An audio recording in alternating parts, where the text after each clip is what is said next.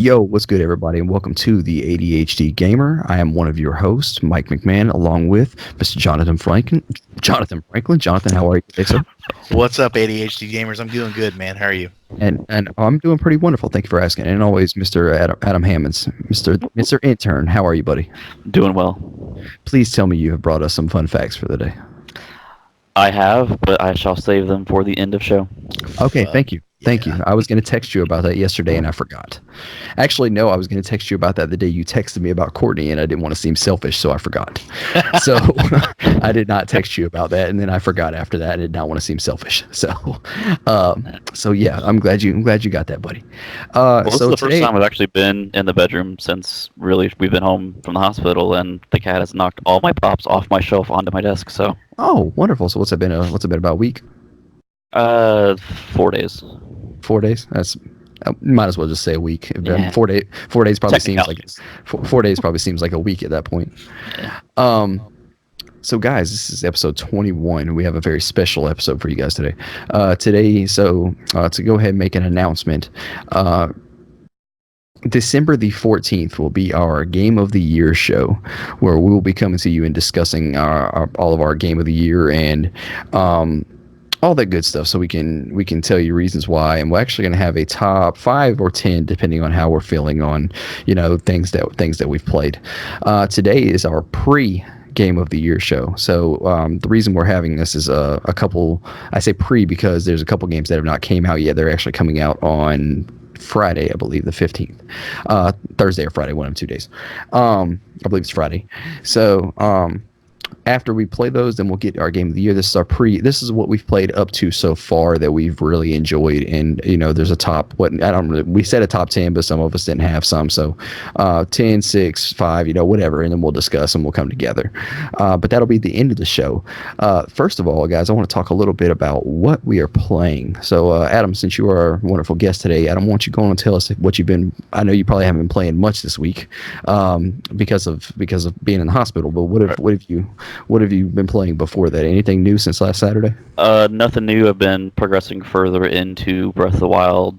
I know when I picked it up, I played a lot, and then school happened. I haven't really touched it, but I got a good 4 or 5 hours in the hospital into Breath of the Wild. So, I will say that as bad as the hospital is, that is a good thing. The hospital is for is sit down time with nobody bothering you and being able to just sit and play a game and enjoy yourself. When we were in the hospital for the baby, I was able to sit and I played Fire Emblem Warriors all the way through, and it was wonderful. It was a wonderful time for me to just sit and chill. Even though it sucks the reason that you were there, I'm sure that was a little bit of a time to relax and chill your mind a little bit. yeah, especially once you get out of recovery into a room and I could see her, then it was calm down. Yeah, because I've always said this about video games. Video games are probably my biggest stress reliever, and they are always, I guess stress reliever, if that's what you want to call it. You have a bad day at work, you come home, you sit and you get into another world, no matter what it may be, Hyrule, anything of that nature. You get into another world, and you role play into that world, and you're so yeah. Oh, that's cool. Thank you, Switch, for telling me that you downloaded something. Thank you, appreciate it. So yeah, I got a free code for Overwatch on Switch today. I don't know why, but I'm gonna go ahead and play it. Oh wow. Yeah. So anyway, yeah. So that's good, man. So that's really all you've been playing is just Breath of the Wild mainly. No Destiny, and just no more Destiny. Busy with school and then had the hospital, so.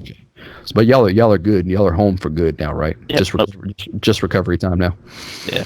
Awesome. She's trying to stay out of the bedroom because the cats and the dogs don't want anybody jumping on her. And yeah, that makes sense. Makes sense. Well, that's good. Well, you're doing wonderful, man. Thank you. I'm proud of you, buddy. You're doing a wonderful job. John, you also had a wonderful, actually probably if not the same thing, Mr. Adam here was going through this week. What have you been playing, sir? Anything good? Well, when we were in the hospital for a couple days, I was playing Luigi's Mansion. So got the new one before we went in there, and I've been playing on the Switch. I put a lot of hours into it on the Switch, just sitting there, hospital nurses coming back and forth. There's not much to do. I'm like, all right, well, it's okay. It wasn't like the best game I've ever played, but I've also been playing. I finished Outer Worlds, and I started Great, Control. great. So I've had a lot of good gaming experiences this week. Control is definitely a a rather fun experience. Yeah. Um, It's a very trippy experience. Like the first several minutes, I'm very just all over the place trying to figure out if this woman's just crazy or, if there's some weird psychic bullshit going on. I don't know, but it um, caught me. It hooked me right away. there's a little bit of everything. I'll tell you, there's not really a hook or a twist. I'll go ahead and warn you, so don't expect there to be. Um, but the whole storyline is just fun. It's a fun process. Um, Jesse's a fun player, fun character to use. Mhm. Like I told you, once you start getting farther in the game, you'll start to see what I mean by you feeling like a Jedi and being able to force push. And you might feel like that now, but wait until that power grows, and wait until your push actually gets up there. Like wait until you actually like fully. My God, that thing's so rough. Like I didn't really use the service weapon a lot in the game. Mine was mainly my kinetic powers is mainly what I was using in that game. It was a blast. I love that one. What Okay. about you, buddy? Outer Worlds. Outer Worlds has been really it. I have not put any more time in After Party like I wanted to. I wanted to put some more time in After Party. I'm going to do that a lot this week, so I'm hoping to finish Outer Worlds by Monday or Tuesday. Yeah. And then decided I'm not going to play Death Stranding. I'm going to watch a playthrough like I did with Metal Gear, just so I can get from what I've heard, the storyline's actually really great. Takes from what I've heard, it takes 8 to 10 hours to fully invest your time and to fully find out what you're supposed to be doing and get a hang of it and do it. It's what I've heard. So I don't know. I mean, everybody's opinion. We all know opinions are like assholes. So it's all. I guess it would all depend. But I've also been one to never. I respect Kojima's games and I respect him for what he does. I've said it before. If there's a video game Mount Rushmore, he'd be on it. Just not. I enjoy his stories. I just don't enjoy his gameplay that much in the game. Like I said, I never really enjoyed Metal Gear, even Metal Gear 5. I tried. I did everything I could. Why is that? I, Because it's very unique gameplay. there's something and see the difference is 1, 2, and 3. I definitely didn't get into, and then I tried 4. I think I tried 4 and I didn't like it again. And then I tried 5 on my Xbox and it was okay. Which one was it? It was one of the two because they came out with 2 versions of 5 or whatever. Phantom. It's some something. Pain and Phantom Pain. Yeah. Phantom Pain in the other one, but I tried to get into it and I just couldn't. The gameplay was like it was nice. Snake can move around, you do dumb shit because that's who Kojima is. I don't know. I tried. I might try and go play 5 again, but I don't think I would ever do any of the other ones. Plus, his games are very political, and for me to walk into something where I'm ignorant in, I don't know if I would understand it. I don't know if I would fully, even watching gameplay or watching storyline of YouTubers or something play these games when I watch playthroughs. I didn't understand the political references a lot of the time, just because I'm ignorant when it comes to politics. So I don't understand the political references like a lot of people do.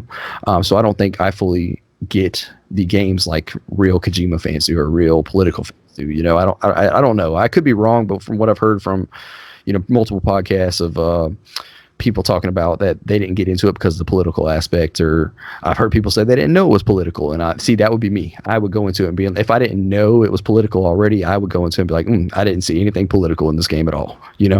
I've never recognized one of his games as being like there's politics in it, but there's politics inside the game. Like that's part of the game. That's part of the Metal Gear Solid stuff. Is there's politics that he's created. Maybe there's some link to modern day politics, but I feel like you don't need that to enjoy the game. Yeah, I certainly didn't understand any of that before when I was playing Metal Gear Solid 1, 2, or 3. So except for maybe some Vietnam weird bullshit, but I don't think you need that. I think going back, like even trying to go back, I have Metal Gear Solid 1 here on for the PS1, and trying to go back and play that, it hasn't held up very well. Right. So trying to go back and play that was hard. I tried to do whatever the HD collection was that came out on PS Now. That was rough because a lot of that hasn't held up well. Yeah. That's why I think if anything would do it for me, it'd be like 5, because 5 is modern gameplay, modern stuff. I might be able to get into that a little bit more. So I might give it a try again. I don't know. I say that about so many games, and then it ends up on a backlog that's freaking 16 miles long that I don't know if I'm ever going to get to. I'm sure that's how it'll happen, because it'll happen the same thing with me. Adam, have you ever played any of the Metal Gear Solid games? 2 back in the day. Just Metal Gear Solid 2. That was it. That was probably the best one in my opinion. That's what everyone says. I'm not a huge fan of like the whole stealth games. Yeah. Any kind, like when I played Hitman, like for the PlayStation 2, all those, I never was stealthy. I was always run and gun. That's always been my play style. So, I mean, I feel you. I'm the same way on that. I was never a big fan of I would usually run in there and just start blasting people because fuck it, who cares, you know? I think I played. Was ever whatever the short one was? It was Metal Gear 5, and it was like I don't know, whatever the short game was. I played that because it was like a demo, and it was like one mission, and I died like 3 minutes into it, like all the time, because it was basically forcing you to play stealth, and I couldn't do it.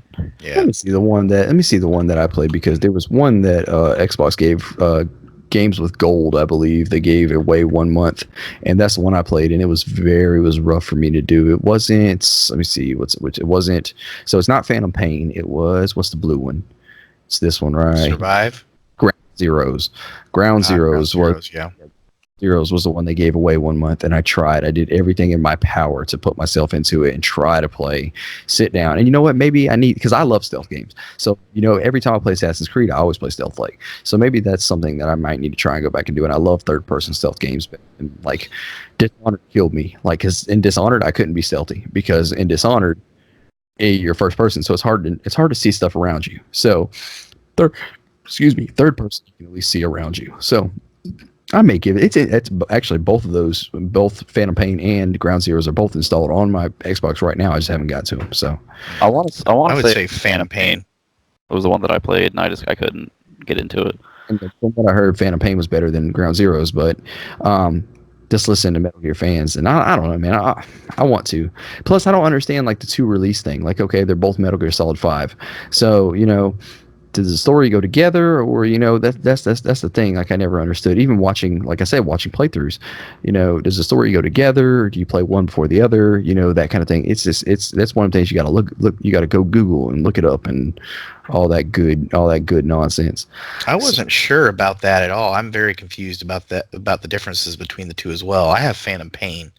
I don't know about any of the other ones, so I assumed that was just kind of an offshoot, like a kind of like a little mini game or something like that. But I don't know, the Ground Zero one. That there is a play order, and the play order is Ground Zeroes and then Phantom Pain is what it says. I don't. So it's like a prequel, maybe. I guess. Ground Zeroes took place in 1975. Phantom Pain took place in 84. Okay, so that makes sense. Okay, so you play Zeros before you play Phantom Pain. Okay. Gotcha. All right, so that makes sense. Yeah, I don't know. It's one of the things where one day I got a hair up my ass to where there's nothing I want to play at all, and that's what I play, and then I get into it. You never know, or I don't. That's kind of how I feel with Death Stranding. Like, I'm gonna wait for Death Stranding to hit a $19.99 sale, and I'm like, you know what? It's time, and then I'll be. Okay, I'll go walk and deliver some packages and see how this is. But from what I've heard from multiple people that have reviewed it, and people that say they love it, and there's once again people that say they don't, and I think it's one of those things to where you can't really talk shit about it until you've actually been like, oh, you know what, I didn't enjoy this, but you may, I've heard friends of mine that are not Kojima fans or Metal Gear fans, and they say, you know what, I don't like Kojima's games, I don't like Metal Gear games, but I have to see how this game is. I have to see it because it sounds so weird. I have to see it. throwing poop grenades and throwing pee grenades, and why is why is he peeing on everything and stuff. So, you want to see that, you want to understand it. And from what I've heard from like I said, Sergio Vasquez from MinMax, he was talking about it. He was saying like the story is 1000% like you will fully understand everything when you walk into it. Like once you get like a couple hours in, you're like, oh yeah, okay, this is really fucking understandable. There's no reason for me to ever say that this was not. It's one of them things. So, which from what I've heard is from a lot of Kojima games have said where the trailers come out, you're like, man, what the fuck are you doing? And then the game comes out, you're like, oh, okay, well, I guess this is why you make the big bucks. I'm interested to see the unique game mechanics, because he did like, I don't know if you remember this, Adam, but like in the second one of Metal Gear Solid, you could unplug your controller when you're fighting Psycho Manus. Oh yeah, and had a second player slot, and then the Psycho Manus couldn't figure out what you were fucking doing, so you made it easier to kill him. But there was all the games are riddled with little stuff like that. So I think it was makes it much better. First one or the second one for the PlayStation. It was like there was a code like on the package itself or something that you had to do to purchase the game. No, it was behind the CD. I actually remember that story. So where the CD went inside the game case, when you took the CD out, it was behind the CD. So there was a code for something in the game that you had to do, and nobody could find it until finally somebody did that.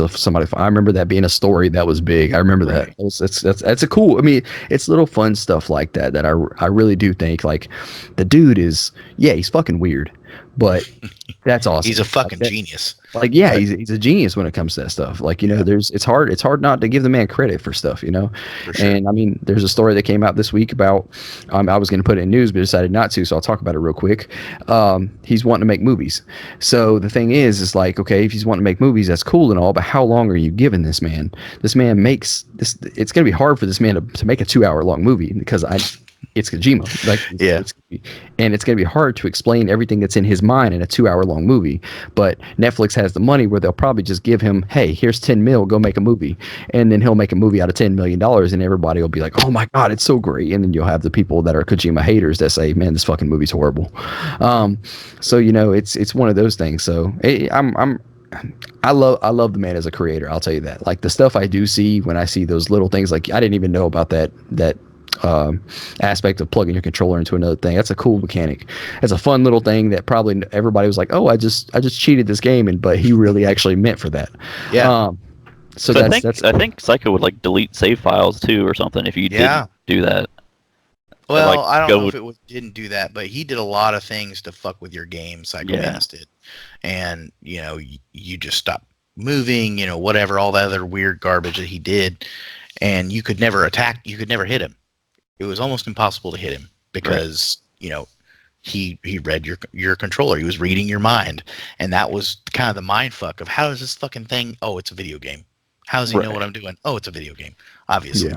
But you're so immersed into it. I'm sorry, I didn't mean to go on this tangent. But no, there's also, I mean, there's things in Death Stranding where, I mean, like I talk about him again. Sergio Vasquez was talking about how like there's video gamey things in there when you're like, okay, if I was going to be doing this is exactly how it would be, and I could see how I would be delivering packages in this world.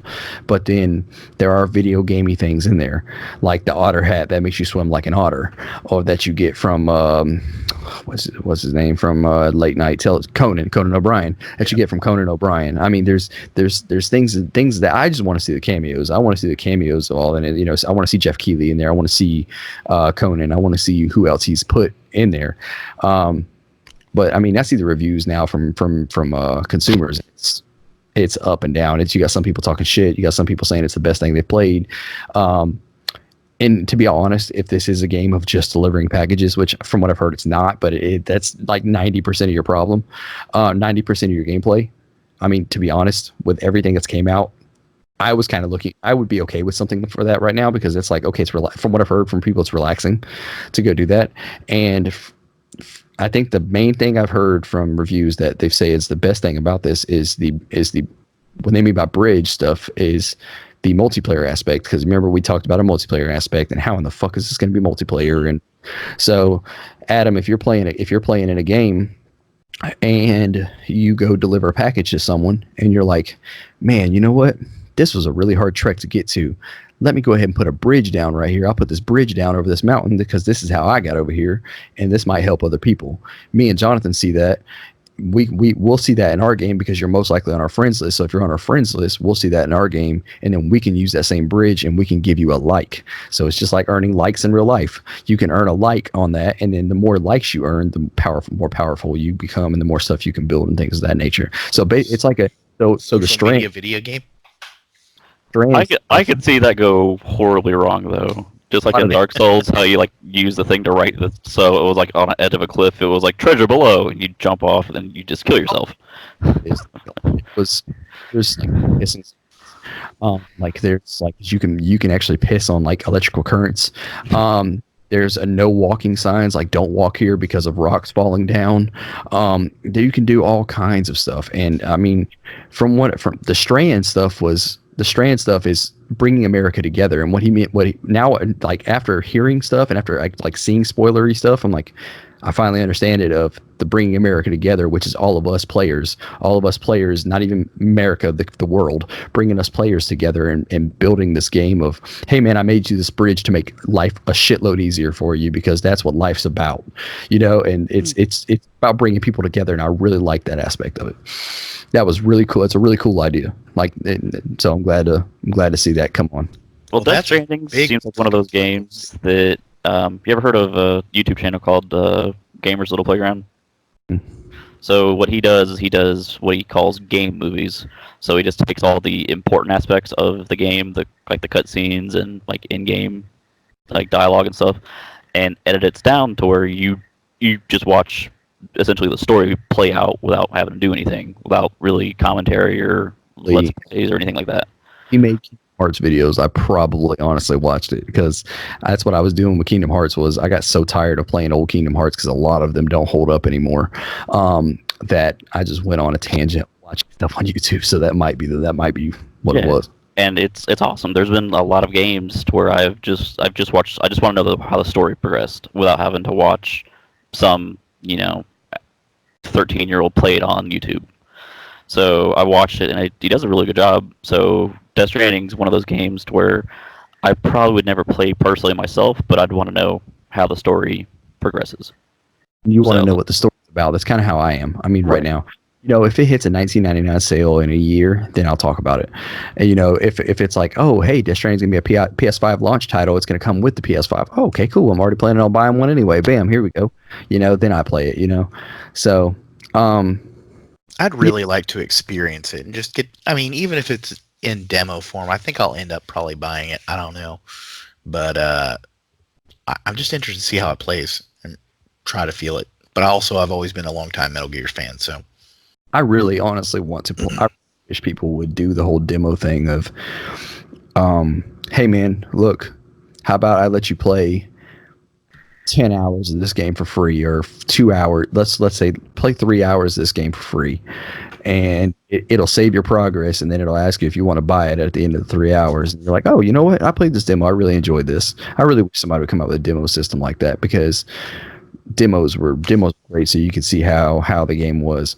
I really wish they would do a demo system like that.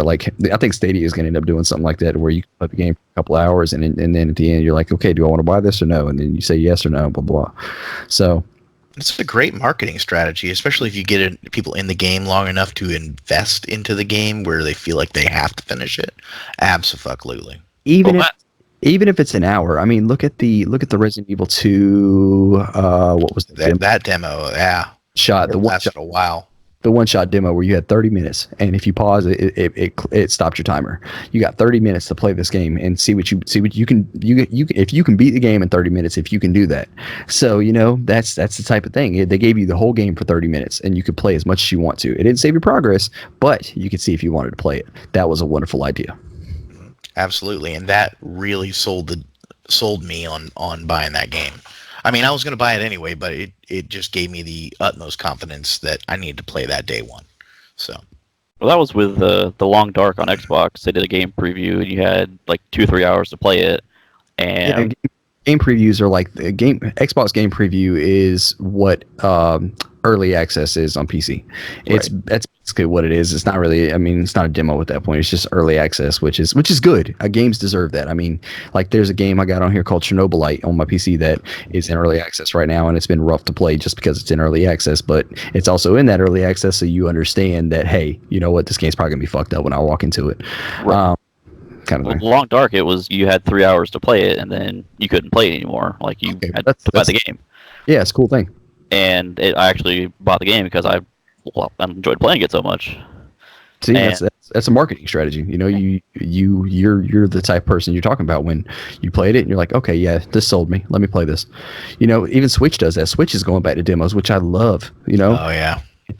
there was a Kirby, you know, I love Kirby, and my daughter, I've now gotten Addison into loving Kirby. And so we're playing, I wanted to play Kirby Star Allies, and I didn't know how it was going to be, and I got the demo and I played it, and I was like, oh, she's going to love this, and I love it too. So now I want to go get it. And then Black Friday sales are looking wonderful. So, you know, it's going to be a wonderful thing. Well, gentlemen, you guys want to hop into this quick little news thing? Yeah. So I'm just going to discuss these really fast. Number one thing, there was another Splinter Cell tease. This comes to us from PC Geek, Speaking of sneak games, and PC Gamer brought this to us, and Ubisoft Spain posted a mysterious Splinter Cell tweet. So they posted a tweet. I would fuck this up if I tried to say this in Spanish. So basically, what it translates out to is you need to understand the darkness in order to face it, which is a pretty Splinter Cell thing to say. super Splinter Cell thing to say. So I got a feeling this is a thing of it's coming soon, and it's definitely not going to be this gen. It'll definitely be a next gen game. I have a feeling that will be, if that came out at the end of this cycle right now, people would be pissed. So I have a feeling that'll be a next gen game, and I'm pretty excited to play that. The other thing I didn't put on here was Guerrilla Games. As if anybody didn't know, Guerrilla Games made Killzone, and they also made Horizon Zero Dawn. Guerrilla Games came out with they put job listings up this week for a vegetation, what they call it, a mechanical vegetation artist, which pretty much, I think it's mechanical vegetation artist, which pretty much says that Horizon Zero Dawn sequel is in the works. So I still have a feeling that's going to be a launch title for PS5, and I'm excited for that because I love everything about Horizon Zero Dawn. That game is so fun. That's one game I need to go back and finish. So, and you will love every single bit of it, and make sure. And if you, I'll tell you what. Actually, I believe that game is $4.99 on Black Friday. I will look it up, and I will actually, when we get done with this, I will look it up for you. But I believe it's $4.99 at Best Buy on Black Friday, and because I'm gonna get it's either $4.99 or $9.99. I'm getting Persona 5 on Black Friday as well because I want to hop into Persona 5. But yeah, I think it is, and if it is, and that's the complete edition where you get Frozen Wilds with it. And dude, that game's amazing, man. It's a blast. I loved it. I was playing it around the time that my ex and I broke up, and the game got put into a box somewhere, and then I guess I left that box at her place because I cannot find that box full of my PS games. I actually think I have it, dude. Let me look. I think I have it. I think. Let me look. Is it a super fun game to play? Because I've heard a shit ton about it, and I just never played it. It's a blast, dude. I love the bits that I played. It's just like any other. It's an open world. It is an open world where you unlock different areas. It is an open world mechanical dinosaur type game to where the story is lovely. Futuristic, prehistoric Assassin's Creed. There you go. Perfect for you right there. Dude, it's wonderful. And Aloy's got this massive ass bow. You feel like Merida, you feel like a Viking and Merida mixed together, and it's wonderful. Like it's a wonderful game. Like I'm serious, man. Look, if you can get the complete edition, like I said, for $9.99, probably on the PSN if you don't want to drive all the way to Best Buy. And it's amazing. Like I'm telling you, and Frozen Wilds was even better. Frozen Wilds was the DLC that came out for the expansion that came out for it. Huh. That's why I can't wait for number 2. I'm so excited for it. All right, guys, let's hop into Budget Gamer here. So this week, on the Epic Game Store. You get Nuclear Throne and Ruiner from right now until November 14th. And then on November 14th through November 21st, you're going to get The Messenger. Something I didn't put in this, guys, was was Black Friday ads have already started leaking. And I wanted to just throw some of these sales in here real quick for Black Friday. I'm gonna do it when it comes out too, but I want to throw some of these quick sales in here from this wonderful Black Friday ad that I'm going to be picking up as well. And I'm so glad that I waited for some of this. So a lot of it's mainly Switch. So right here you got doorbuster sales for $30. Super Mario Odyssey, Zelda Breath of the Wild, and Mario Tennis Aces. So you can get all those for $30 each. That's at Target. It's a wonderful price. So this has over 100 games. So this is not even all the games right here for $15 each. You got World War Z, Overwatch, Edition, Legendary Edition, the new Aladdin not new Aladdin, but the Aladdin and Lion King throwbacks. Division 2 is $15. Kingdom Hearts 3, Resident Evil 2, wonderful game to pick up for $15. Mario vs. Rabbids, Overcooked 2 on Switch, Crash Team Racing on Switch, and Crash Insane on Switch. $25. There's 40 games here, but just to know some of them: Control, Forza Horizon, Just Dance 2020, Spyro. $45 is going to be Modern Warfare, the new Modern Warfare. $35 you got Adam, is what I was telling you about. Need for Speed Heat is $35 at and that just came out, and that's at Target. And then for $30 you got Mortal Kombat 11, Rage, Red Dead 2, Red Dead 2 is fully worth the $65 that I put into it, my 96 hours that I put into that game. The other deal I wanted to talk about is you can get a PS4 1 terabyte, not a Pro, just a regular PS4 for $199 with The Last of Us, God of War, and Horizon Zero Dawn, the complete edition. That is a great bundle for $200. Damn, that's insane. That is a wonderful bundle for anybody to go pick up. Yeah, no shit. Also, you can get a PSVR for $199. Listen to this: $199 PSVR with Resident Evil 7, Astro Bot, Skyrim VR, and 2 more other games. Everybody's Golf, I believe, and there's one more. That's 5 games you get with PSVR for $199, and that'll kick you into PS5 because PSVR is going to be backwards compatible. So, I mean, and Best Buy sales are already out too, guys. So check those out. Yep. Before Black Friday, I'll make sure to put these sales in there again. That way we can get. There's a guy on one of the Reddit threads I'm on making a full spreadsheet of all the Black Friday deals and where you can get cheapest prices. So I'll make sure to toss that in there. I was going to suggest that we make one, but I guess somebody else is already doing it. Fuck it. There's a guy in the Nintendo Switch deals Reddit thread that I'm in, and they're doing all kinds of junk in there. So, yeah. So new releases. Also, Best Buy, $350, you get the Xbox One X 1 terabyte Star Wars Jedi Fallen Order with 3 months of Xbox Gold. Actually, at Best Buy also, guys, 3 months of Game Pass Ultimate is going to be $25. That's a wonderful price. Go pick that up because 1 month is $15. So, yeah, go check that out. I'm definitely going to go pick that up just to extend my shit out a little bit. I will say this: I do not miss working at Best Buy on Black Friday. Buddy, I don't miss working at Lowe's on Black Friday, so I know your pain. I don't miss being a cop on Black Friday. I know, I don't either. I mean, really, most of that was overtime bullshit, but still, like, fuck, so many people stealing shit, like, ridiculous. I was the cop at Lowe's. For some reason, they thought I was going to chase after bitches because there was 2 guys that worked at Lowe's, and both of us were put at the front door, and they act like we were going to chase people.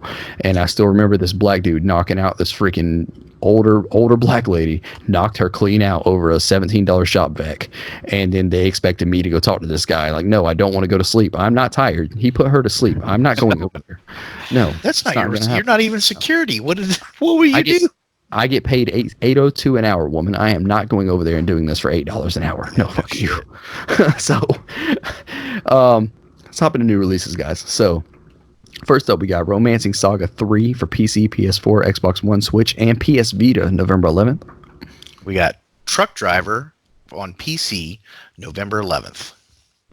Doctor Who: The Edge of Time for PC VR and PSVR, November 12th.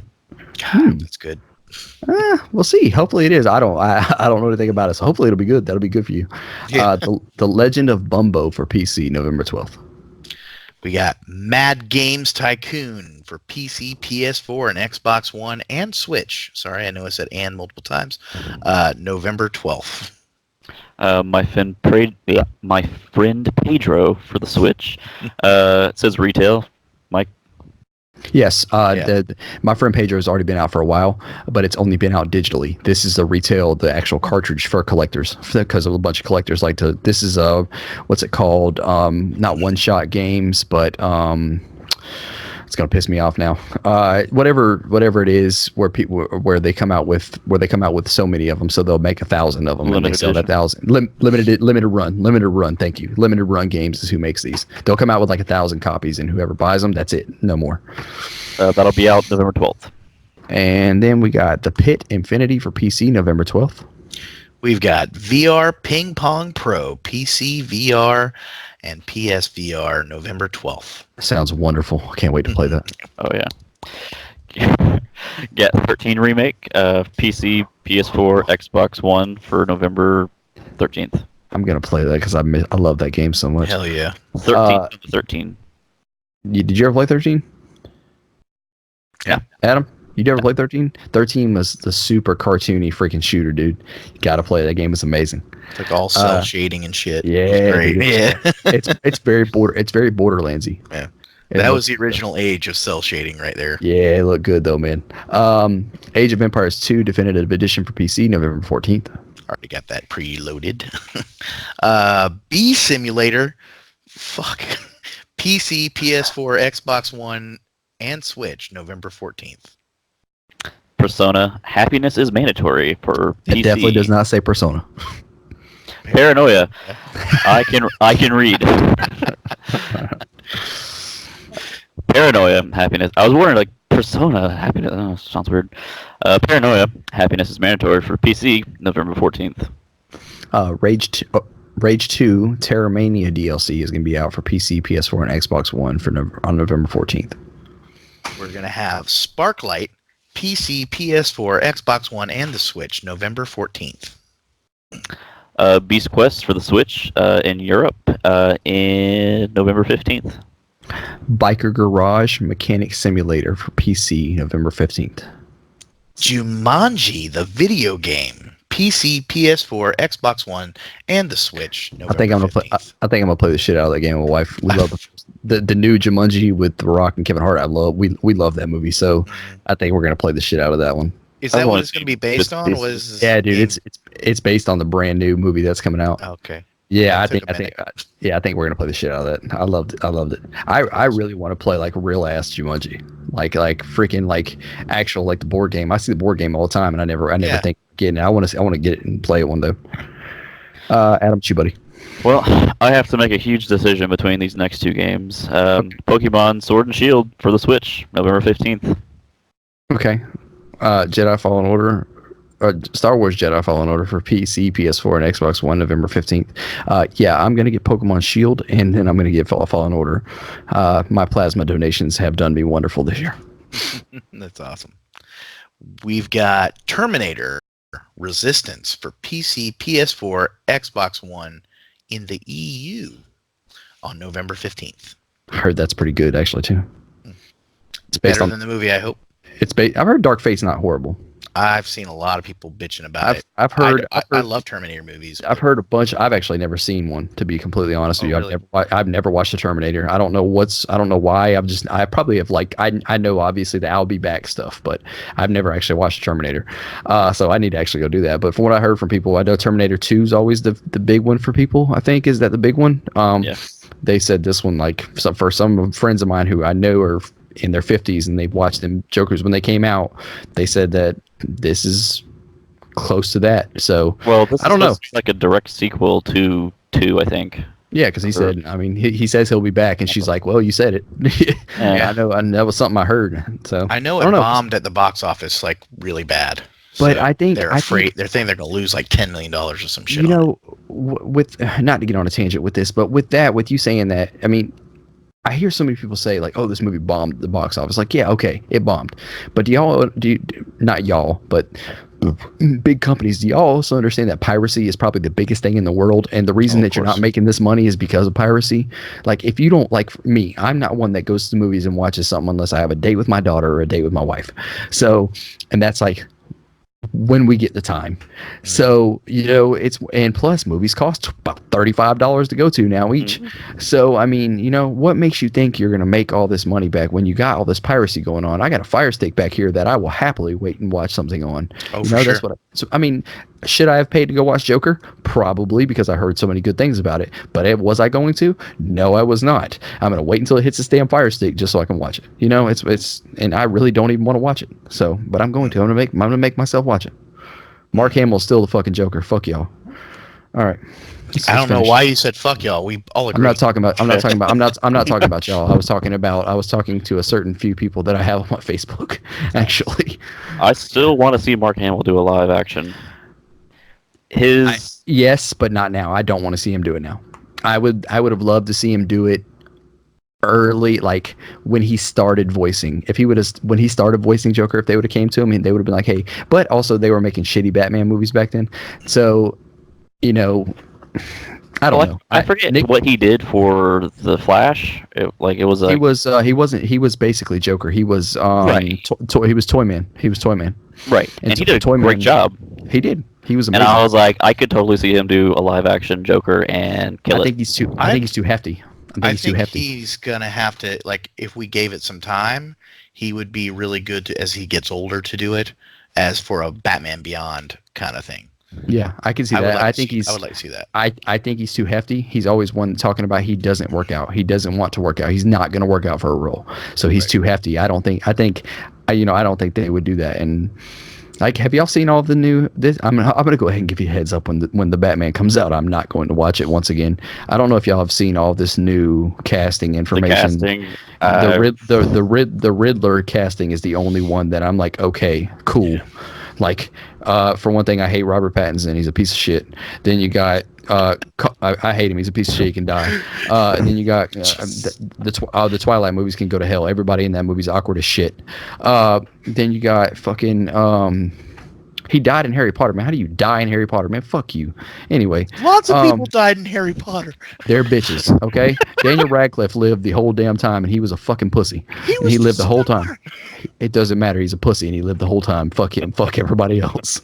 You got, who else who'd they have? Colin Farrell, I think, playing Penguin. Colin Farrell's going to be Penguin, and that's fucking weird. Yeah, that was a very weird castings. But once again, we're getting in the back thing of, okay, here's DC trying to make a bunch of star power into a movie like that's ever worked before. Look at Justice League, and look what happened there. Henry Cavill played great, but Affleck not so much. So I mean, you look at that shit, and it's like, God, DC, man, this is why y'all don't make any goddamn money. So that's fucking truth. Let's hop back to this. Tokyo Ghoul Re Call to Exist, PC and PS4, November 15th. I'm really hoping that's gonna be good. I think it's a fight. I think it's a fighter. I think it's a 3D fighter. Yeah, that's the problem. Let me see. Yeah, I think it is. Hold on. I'll look it up while you're reading this other one. The last one we have here is Tokyo Warfare Turbo on the Xbox One, November 16th. Okay. Y'all talk a little bit to each other. I just saw the cover for this Tokyo Warfare Turbo, and it looks stupid. Okay, so what this says? Oh shit, this bitch got it. Well, from what this says, this is a. Who made it? Okay, so Bandai Namco is obviously publishing it, which makes a lot of fucking sense. Yeah. It says it's an upcoming survival action game developed by Three Rings, and then based on Tokyo Ghoul. That's all it says. I don't think it's a fighter. Survival action sounds exactly what it needs to be. Yeah, that doesn't sound like a fighter. I would perfectly be okay with that. Trying to see if I can get a quick. And I don't even care if it's just playing through the original storyline. That's fine. Fuck it. Who cares? Kaneki is on the front cover. But Right. actually, you know what? Here, I'll throw you the cover. Kaneki is on the cover, but Kaneki is actually both Kanekis are on the cover. I actually like the cover to this. This looks really fucking amazing. I Here, think let I me looked at it earlier, but I can't remember. chat for you. Here you go. Let's see. Oh yeah, both versions. Like that. I like versions of that Kaneki in there. So I mean, it looks usually all the anime games that we want to get are usually 3D fighters. So Yeah, unfortunately. My Hero was a 3D fighter that was okay. What was the one? What was the show I just freaking finished not too long ago that I love? Uh, oh shit! Hold on. Uh, Well, you got Dragon Ball Fighters, and you've got fucking. Oh, I am not getting any audio from you. oh, you're not getting any audio from Oh, me. okay. Now you're there. Dragon Ball Fighters. What's the other ones you had? Kakarot's going to be the same thing, kind of. No, Kakarot's gonna be an RPG. Right, but it's still. From what they say, Kakarot's like a straight RPG, and I'm that one I kind of want to see and kind of want to see how it is. From what people say, it's just a bunch of that, what you would think it would be. Man, I can't think about what this game's called. It's not Guilty Gear. I just watched the anime for it not so long ago, and I can't think about what it's called. What's that right there? What is that right there, sir? What is this one? Tokyo Kill la Kill. Kill la Kill was the one I just watched not so long ago. Oh, that had to be a fighter. Kill la Kill was a straight fighter, and the graphics were horrible on it. Yeah, I played it on PC. It wasn't great. What is this? Honestly, I'm excited for the Fairy Tail game coming out next year. It's going to be a fighter, and I don't care. I just want it. And that's what that's the trap that anime games put you into, Adam. Is I love that anime, so I have to buy the game, even if it's a shitty fighter that I don't play fighters. It doesn't matter. I bought Jump Force. I think I played it 2 times. Yeah, same. I don't care because I could customize my own anime character with different moves. Yeah. Tokyo Warfare Turbo is a game where you're a bunch of anime characters. It's a time based. You're inside of a tank. Girls in Panzer was the best anime of all times. It doesn't look fun. Whoa. Wait, what? Girls in Panzer. Girls in Panzer. Girl un Panzer. Girl un Panzer. No, man. What? Have you guys not seen that anime? No. Oh my god. I mean, honestly, no. So obviously, I can't say shit about it. But you're a fucking idiot. You want to know what it sounds Long like? story short, It anime. sounds. You know what it sounds like? It sounds like a freaking. It sounds like a hentai. To be 1,000% honest with you, it sounds like a hentai. No, It sounds like German hentai. Does it? But they have a game for it. If it makes you feel any better. Oh wow. I see that. Yes. But tank warfare is a elective at an Argyle school, and it is kind of mandatory. So Buddy, they have this for Nintendo Switch. I will play this. Are you sure? Adam, Soon Panzer Dream Tank Match DX. Adam, are there anime titties in this show? No, actually, it's very. This is not a high school DxD. No, this is. All right, I don't want nothing to do with it. What's that anime where they butt fight in the middle of a pool? You know what I'm talking about? Oh god. Like the girls are always just fighting with their asses, and they try to knock each other off platforms and shit. I don't know. That sounds like a lot of anime. It's super sexualized, but Well, I mean, it's like High School DxD. High School DxD. The bad part about it is High School DxD is like super sexualized, but its storyline's actually really good in that show, and I love that show because the storyline's really good in it. dude, these girls in this anime are like doing chain combos with their ass cheeks and shit, like hitting people across the face and all sorts of weird shit. I don't know. But I don't know how. I don't know how I feel about. I don't know how I feel about that. Just look it up. Look it up later after the show. Hold on. You know what? You know what? I'll look it up now. Fuck it. Oh, Anime with girls fighting with asses. It'll probably pop up right away too. I'm gonna get a lot of hentai in about 2 minutes. Your internet's slow then. Oh, Damn. I see it. I see it here. Yeah. All right. So this is called. What's it Oh, called? they are literally fighting with their asses. Literally, it's no joke. So it's called Keijo. That's it. Yeah. Keijo. Yep. It's called Keisha, the much anticipated blockbuster, and they have blockbuster, lowercase b, lowercase l, lowercase o, lowercase c, lowercase k, uppercase b, uppercase u, uppercase s, uppercase t, lowercase r, lowercase e, lowercase e, lowercase r. The blockbuster, Buster. That's fucking Keijo. Oh my god, yeah, man, and it's that's popular apparently. you I've can seen tell it's. tons of videos.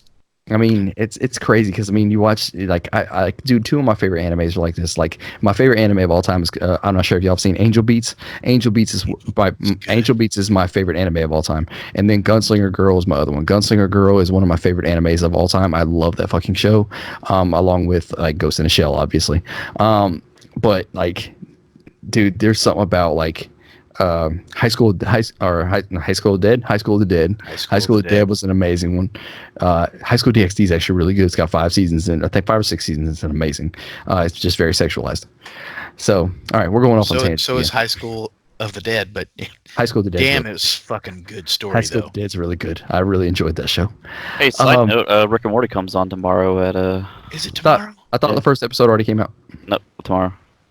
I'm pretty sure you can download the first episode right now, buddy. I'm sure you can, but it comes on tomorrow on Adult Swim. Because there is a Untitled Goose Game reference in the first episode. Yeah. So that's why I can't wait. That's why I can't wait to watch it. Yeah, I already watched that. It's a small reference. Is okay. it gonna be on Hulu? I'm okay with no. It's HBO Max. HBO Max has full streaming rights for it now.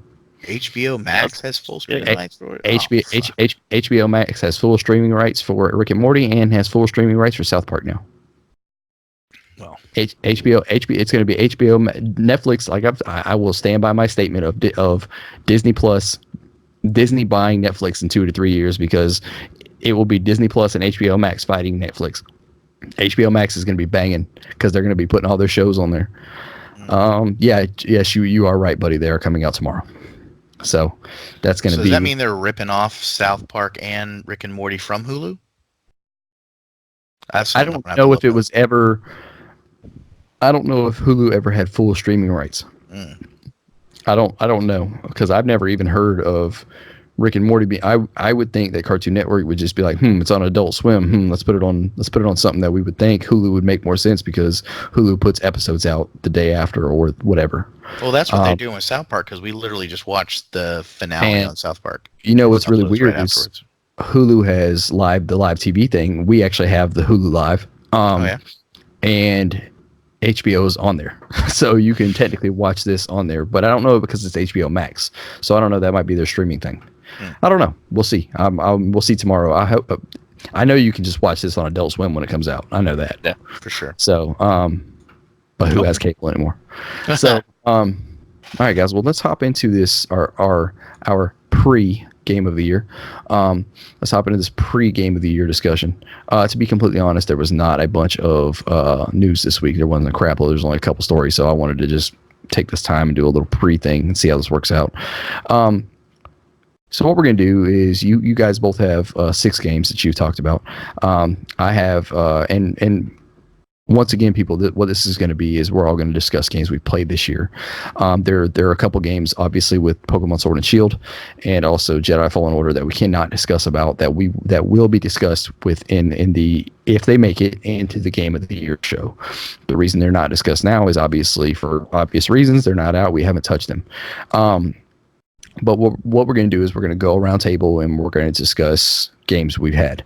So, John, I would like you to go ahead and take your list that you have there. Okay. I would like you to read off like your top, your whatever is on top of your list there. Okay, just one. Yeah. Well, actually, read 6. Read all 6.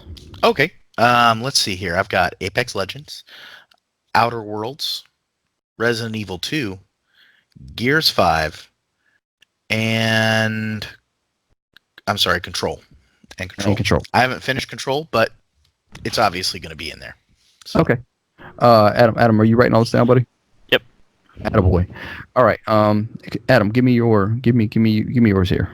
My list: The Division 2, Borderlands 3, DMC 5, It's a good one. Surprisingly, Sekiro Shadows Die Twice I made it on the hated that list. game, but I understand. But it should be a top 3 game of the year. Absolutely. And directly underneath that, Code Vein, because goddamn Dark Souls. Did you enjoy? Did you enjoy Code Vein? I did. Did you finish? No, God no. The 10 hours I put into it, I heard it was enjoyed. rough. I heard it was rough. It was, but it falls in that category. I know it's going to be rough going into it, so Yeah. I enjoy it. And then bringing up the bottom, Anthem. Anthem. Goddamn, I enjoyed Anthem. If I've if I had more people to play with, I think I would have played it. I've got Anthem actually here, and I haven't hopped into it because I've been waiting on it. So I think I'm gonna play it before it goes offline, just so I can see how it is. I need to experience that flying just to see how it is. So my top 10 here, gentlemen: After Party, Gears 5, Metro Exodus, Resident Evil 2. Jonathan, you played Metro Exodus 2, by the way. I did. Resident Evil 2 remake, Call of Duty. Go ahead. I'm sorry. I didn't realize you had to remind me that I played it. Well, I didn't know if you remembered that you played it, because it actually was good. It was a good game. Just wasn't great. I just didn't feel like it was top 10 Call material. of Duty Modern Warfare. Well, I mean, the fact that you got 3 games on there that hasn't came out yet, my friend, that probably would have been a good one. That's Call true. of Duty Modern Warfare, Control, A Plague Tale: Innocence, The Outer Worlds, Untitled Goose Game, and Fire Emblem Three Houses. So right now, what I would like to do is I would like to go around to each one of us and discuss. I want each one of you to pick out a game on there that you've played to where it spoke to you, as in, I love this game. I think about it all the time. I think about it when I'm away from it. I really want to play more of it. And, I guess we can go into what you enjoy about it. So Adam, you're doing what we discussed, right? Yes, sir. Writing down the duplicates. Adam, boy, good job. So Adam, why don't we? Well, actually, you're writing stuff down. John, why don't we start with you? Why don't we start with give me a game that meant something to you on your list, and tell me why. Or actually, just give me a game. It's kind of a hard choice. One that's sticking out in my head is mainly Resident Evil 2. Okay. Mainly, I mean, I've always been a big Resident Evil fan. You know this. We've discussed this multiple times on the podcast. It's just a beautiful game that I remember and I loved playing. But more than that, they updated it to this beautiful, like, suspenseful game that it catches you at every moment, and you really get tied into it. And I think that it is one of the most masterful remakes that I've ever experienced so far. Playing remakes. So that's one of the main reasons. The voice acting, the storytelling, the visuals, everything about that game really just immersed the shit out of you into it. And that's why I look at it and put it on one of my top 10. Okay. My top 10. Awesome. Mhm. Adam? For me, I'd have to say Division 2. Okay. Goddamn, did I love The Division. And Division 2 was just more of the same, but it's one of those, I feel like they did modern post-apocalyptic very well, and I could see the world going to that, and not necessarily the secret hidden agents, living everyday lives, but, the groups of, trash workers banding together and doing their own shit, and people living on their own, and and that made me think of what would I do in that kind of situation. How would I react? That being the first game being New York, second game being DC, modern, close together areas, being here somewhat rural. How would I survive on my own if that happened? So I loved it. I love the first one, love the second one, and if they come up with a third one, I'll love that one too. Do you still have a Division 2, right? Yeah. I have it on my Xbox, and my buddy Jason bought it, and I played about an hour of it. It just sucks when you don't have somebody to play with. You know, it sucks with multiplayer games. Why Apex is hard for me. I have all of my skins and everything on Apex, and I hate the fact that I just don't have I never have anybody to play with because nobody's ever online when I'm ready to play. Because when I get home, it's normally 1 or 2 a.m. Right. So, you know, if I had more PC friends, it'd be different. But you know, that was what sucked about Division. I just didn't have anybody to play with. But I love. By the way, everybody, we are not sponsored by NZXT. This box beside me here, this is I've just built a new PC, and this is my tower that's in here. I just want people to know that. Did you order it directly from NZXT? Did their little kit thing? No. This is just this was just the case. Okay, cool. Just the case I got an H510 from I got everything I bought from Newegg. I didn't have a pre-built. I built all my stuff. I don't fuck pre-built shit. I actually had a problem with this thing, and I rebuilt it, and it gave me a little bit of an issue, and then I fixed my problem because it was a screw up that I did, like always. So yeah. Anyway, yeah, man, I love Division. I would love to hop back into it. That was something that was, you know, if there was ever some downtime and I just wanted to play something, that was something I wanted to play. So cool. Yeah. Jesus, this list is so fucking hard. Man, I'm gonna have to say, if anything speaks to me on here, there's technically it's been 2 of them, but I'll go with the Outer Worlds. The reason I'll go with the Outer Worlds is because I haven't had a game speak to me in a long time about, like, while I'm at work or while I'm at a friend's house or while we're out at an event, say, you know what are we going to do when we get home? What are we going to do on this planet? What are we going to do? What are we going to do side quest wise? What are we going to do here? It could be the reason. It could be the thing of thinking about that Fallout 4 came out in 2015. So now we're almost looking at 5 years since that game came out. Excuse me. And I love those games. So I love action RPGs. I love Fallout. I love Skyrim. I love all of them. And to have Outer Worlds be the Fallout that Fallout community deserved, you know, with 76 being out, and Outer Worlds was the Fallout that everybody deserved. The games just spoke to me. Like, I've had so much fun just playing with it. Like I told y'all last week, I rose everything up. I rose all my speech up. My speech is now almost everything's almost at a 95 in speech, so I can get out of anything that I need to. But the only gripe I've had with it so far is that it's became super easy. It's the only gripe I've had with it. And I can always kick a difficulty up. But from what I've heard, there's no between no hard and normal. Normal is like too easy, and then hard is too hard. So there's no. From what I've heard from people that had just kicked it up to hard and played that way. So, but I'm ready. I'm like, it's one of the few games that I've wanted to say, you know what? Okay, I'm going to do another playthrough. And next time I'm going and doing full idiot playthrough, I'm going to say all the idiot responses. It's going to be, I can't wait. So, yeah. It's funny that you bring that up, the easy part about it. Cause I was literally, cause I told you I finished the day when the owl actually, going is making any spoilers, you can kind of beat the game without killing a fuck ton of people. You know what I mean? Like you can beat the game literally with persuasion, and that is really cool. However, it also makes the game not difficult. So yeah, killing enemies is really super fucking easy. You know. It's very simple. It's a fun aspect. Like I said, and don't get me wrong, everything I'm ever going to say about this game, I fully understand. It's probably because of, like the developers have said, time and budget. I fully understand this was a indie type game that was probably had a very small, I'm going to guess, had a very small budget. You know, it doesn't show it. No, it doesn't show it. Well, I mean, it does show it in certain aspects. Like, there's a lot of houses that could have been opened up. Like, most of the houses I go to in towns are closed up. Like, and they just have the evicted sign there. That's most likely because of time and budget. You know, that stuff that could have been done. There's certain other aspects, like certain guns. Like, I'm getting a lot of the same guns all the time. That's probably something. You know, but once again, that doesn't like add any badness to the game. The game is still great compared to all that.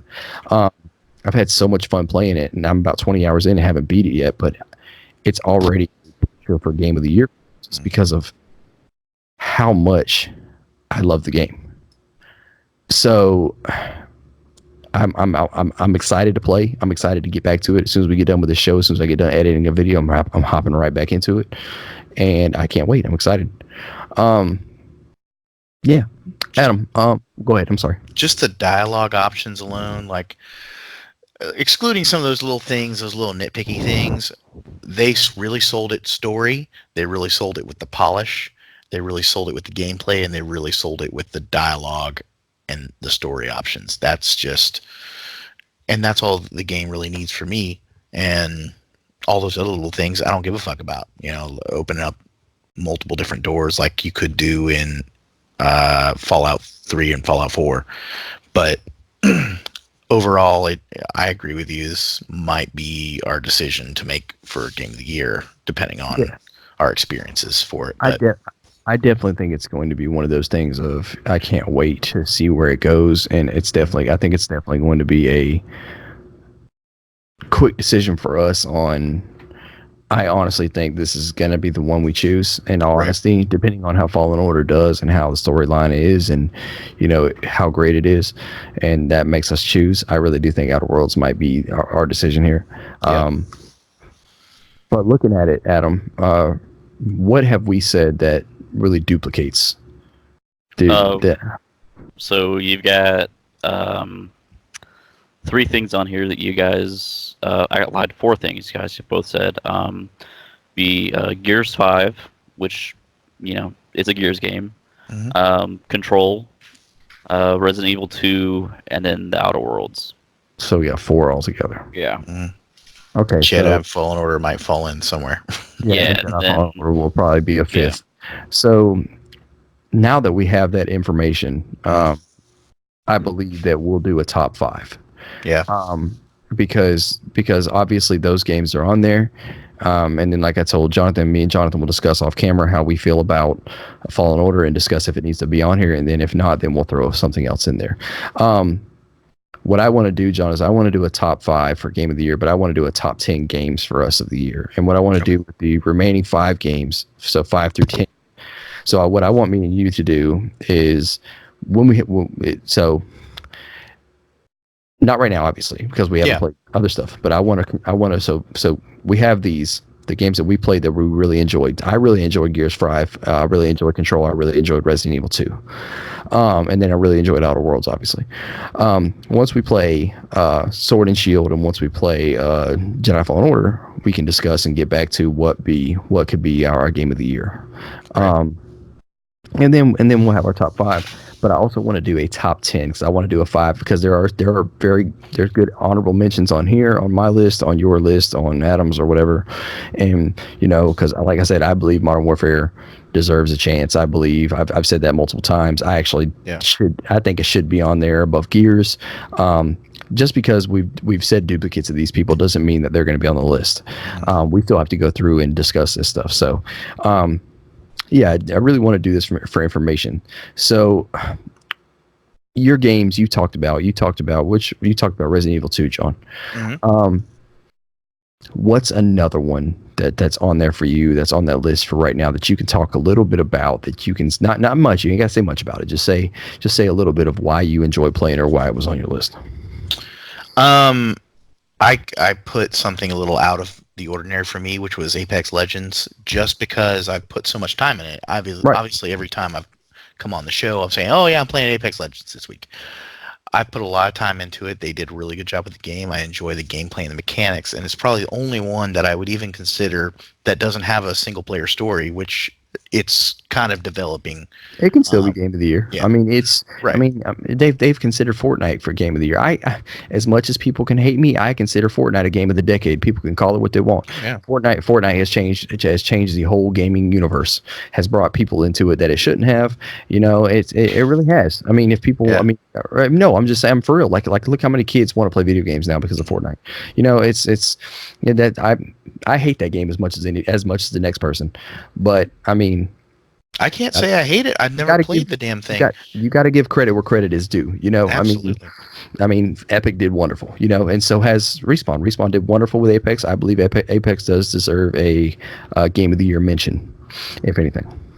We've discussed this multiple times where we've said, Fortnite. I can't shit on Fortnite. Like, yes, we shit on it all the time because it's kind of a kid's game, Yeah. whatever, blah blah blah, blah, and it's super popular. But really, don't you wish all your games had a level of involvement that they put into Fortnite? Yeah. I Abso-fucking-lutely. mean, look at just we talk about it all the time. Look at the events they have on Fortnite. Look at the Oh, events they have on Fortnite. I mean, the black hole Marshmallow concert and blah blah blah the blah. the black hole shit. I mean, they went offline Yeah, for 36 hours. I mean, they probably lost close to $1 billion in 36 hours, and they got that money where it's just like, all right, cool. Like I said, the most gangster ass move they could have done was just been like, all right, guys, Fortnite's been cool. we're All right, done. we're Bye. done, and just shut it down and left it alone. That would have been because I'm telling you, I enjoyed multiple YouTube videos of kids crying because Fortnite was offline. I loved it. It was wonderful. Jimmy Kimmel actually had a freaking show about it. It was wonderful. It was great. So I mean, Apex, I fully believe it does get a mission, and not only because of it being people say it's a battle royale, but it killed the top game of all time for a while. Like it killed Fortnite for a couple weeks. Like people were playing Apex, and the launch was great because it came out of nowhere. It was nobody really knew about it, and it's a cool thing. They did the ping system. There was just new, and you're seeing that ping system in a lot more things now because of Apex. Um, They also it's changed the game with advertising too because they didn't advertise it directly. They just went and they paid YouTubers and streamers yeah, to go play the damn game. Granted, they paid them like fucking millions of dollars to play it yeah. and stream it. Yeah, that's normal nowadays though. You But get that with yeah, Fortnite. Fortnite's like that too. I mean, look at Microsoft. How much they paid Ninja? I think the price they talked about they paid Ninja was 50 million to come over there just to come over from Twitch to Mixer, yeah, and Shroud just came over to Mixer too, and they paid. I'm sure they paid Shroud probably close to that too because Shroud gets that many subscribers. Um, I wish I could make 50 million just sitting here playing video game and have people no watch me. shit. That'd be wonderful. I'll freaking strip naked if you want me to. But I Spend mean, hours on an aim trainer just so I can fucking hey, make some throw money. money at me, Adam. I'll strip for you right here, buddy. No problem. I mean, I know it's gonna be a couple weeks before you can do anything. So if you need some help, I got you, man. So I mean, Adam, give me another one on your list that you felt like kind of heartful for. If you had one, if you don't have one, it's fine. I really don't. I mean, I was happy to play DMC5. See, It that's one that I've heard is like a lot of people's game of the year. Like I've heard like from returned to multiple people. form. Absolutely Yeah, loved it. stylish, like so good. Like I slipped right back into the old. Like I love the remake they did. Don't get me wrong, but like slipping back into the old like DMC of our youth, it was just DMC Devil May Cry was made by freaking Capcom. no, it was made by that. No, that's published by Capcom. It was that fucking goddamn company I love so much that made goddamn it that made Ninja Theory. Ninja Theory that made what's the Viking freaking female game? Oh, Hell of a Sinuous Sacrifice. Sinuous Sacrifice. Thank you. Mhm. And Ninja Theory is one of my favorites. But yeah, that was a wonderful game. I mean, I remember playing DMC back in the day, but I've heard from multiple people DMC5 is just that game, man, where it's so funny to pull you right back in. So, I loved it. I play in not the remaster, but I recently played I downloaded it on my Switch and just replaying Devil May Cry, and still super good. I mean, graphically it's not that great, but still holds up. yeah, I mean, it's still that game. Yep. Mine's probably got to be Fire Emblem Three Houses. Like I said, I've put close to 80 hours in this. It's my first Fire Emblem. Technically second, but Warriors doesn't count. It doesn't count. Fire Emblem Three Houses is, God, that game's so good. I mean, I've put close to 80 hours into it. I don't want to say it's an RTS, but it's a strategy type where you're moving players to different tiles and then you're taking your turns. I do believe that's RTS. But I put close to 80 hours into it and I'm not done yet. Like, just because you can spend so much time, you're developing your students, you're building relationships with these students. So basically the storyline, you're a professor and you have students and you fight other students and all kinds of bullshit. It's hard to explain. But anyway, you build these students up and build relationships with them, and there's no romance in it, but there is, but there's not. And it's just you can have tea parties with these, which is a really weird aspect when you're in public. but it's a very fun thing to do. I love the game. I love the characters. I love talking to the characters. Um, you grow fond of the characters, which is what you're supposed to do in a game. Um, and it's just a wonderful little game. I love it. Now, I know you guys probably don't play much of it, but like it was in a very talk game of the year for me. Like I really can't wait. I can't wait for Eric to start playing it so I can have somebody to talk to about it. All right, John, give me another one on you. Um, so I'm gonna list Gears 5. Okay. Gears 5 was a Gears game. I mean, straight up, there's Yeah. not really much of a difference between old Gears games and the new one. The only difference is the story, and the story was fucking great, and It was got me. phenomenal. Yeah, it choked me up several times, especially when you have to make that spoiler sacrifice decision. Goddamn decision. And you want to sit there, and it's got the timer, and you're freaking out. Like, I was emotionally invested in that moment, and I got upset. I kind of knew where I made went. the wrong fucking decision. I I got upset knew where I because I was knew I going. made the wrong decision. I knew I wanted to save. You knew who I wanted to save. We discussed Uh-huh. this, but Fuck it, I'll say it. Fuck you, JD. yeah, really, fuck you, JD. Like, for real, Dell all the way. Adele And all the way, man. when Gear 6 comes out, I'm definitely gonna say that I saved Dell, just because. Yeah, I was very disappointed with that. To be honest, man, I would like to see what they do with 6. Like, I got a feeling they'll do the Witcher thing of coming out and saying, okay, what did you do in the last game? And or if not, or they'll find a save file, because all your save files in the cloud now, so they'll just pull a save file. Yeah, I really do want to see that because I'm excited to see how that works out and how it goes. Yeah, man, Gears 5 was wonderful. I love that game. Some of the newer stuff I hated the goddamn boss fight, the matriarch boss fight, and the second world and the second where you gotta get her in the ice. I didn't like that boss fight. I hated it. It annoyed the living fuck out of me because Dell didn't do a goddamn thing. True. You needed 2 people for that, and I didn't have anybody, and it was really hard. Thankfully, I did it somehow. But they made that the game was wonderful. It ended very fast. Like my only thing about it was at the end because I thought you were gonna. The only reason I automatically knew there was a 6 because I can't say spoilers. It set up for something during the storyline. Yeah. Speaking about Kate, it set up Kate in a storyline for you knew there was going to be, but I thought that you were going to have to fight that person at the end, and that was going to end that storyline, and there was going to be a new storyline. But no, it's going to keep going. So that last boss fight was like, oh, that's it. Oh, basically. Okay. I mean, that whole last, I want to say 10, 15 minutes of that game was just a breeze through. Like, literally right after you make that sacrifice decision, the game's just like almost done. Yeah, it's like a snap and you're done. I mean, it's very fast. Yeah, I mean it's very quick and very very simple. I love the game. It was wonderful. If you have Xbox Game Pass, you can go play it basically for free right now. You can probably get a deal where you pay $1 or $2 and you can play it right now. It's true. But you can also play the Outer Worlds. And get Game Pass and you can do it. It's real easy. Yep. But I think the only thing that made it Game of the Year quality was the story being so connected with the story. Yeah. That the was it. Otherwise, it's just a game. The multiplayer's not horrible. I mean, the multiplayer's not horrible. The multiplayer is just more Gears. But I mean, the storyline is what made it for me. It's the whole reason I played it was the story. I played every single one of those campaigns, and I really wanted to enjoy it. Yeah, I really like the Terminator and Batista skins on there as well. I did like those. Terminator skins were fun, and the Batista skin was awesome. I mean, it was about time. I mean, I'm really surprised they didn't do it. They didn't put a Terry Crews skin in there. Like if they were going to do anybody's skin, like Terry Crews and Batista were the ones. They've been the ones talking about doing a movie for so long, and Terry being freaking Coltrane. They've been talking about that for a long time. Mm-hmm. Adam, give me another one, buddy.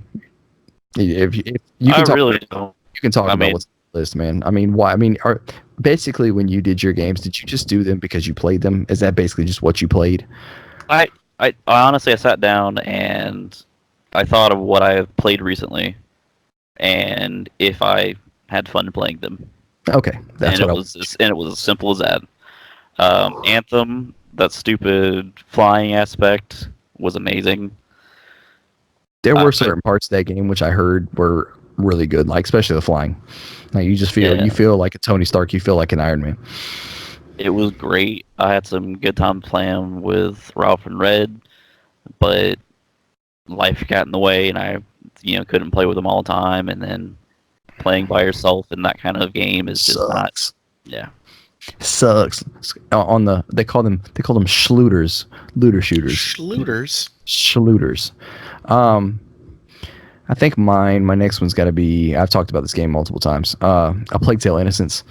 Uh, this game's made by Focus Home Interactive, and it's a game based in the 1600s of France, and it's man, how do I explain it? Um, shit, I gotta look up the character's name. It's been a couple months since I played it, but Plague Tale: Innocence. You're a sister. It's a brother and sister tale.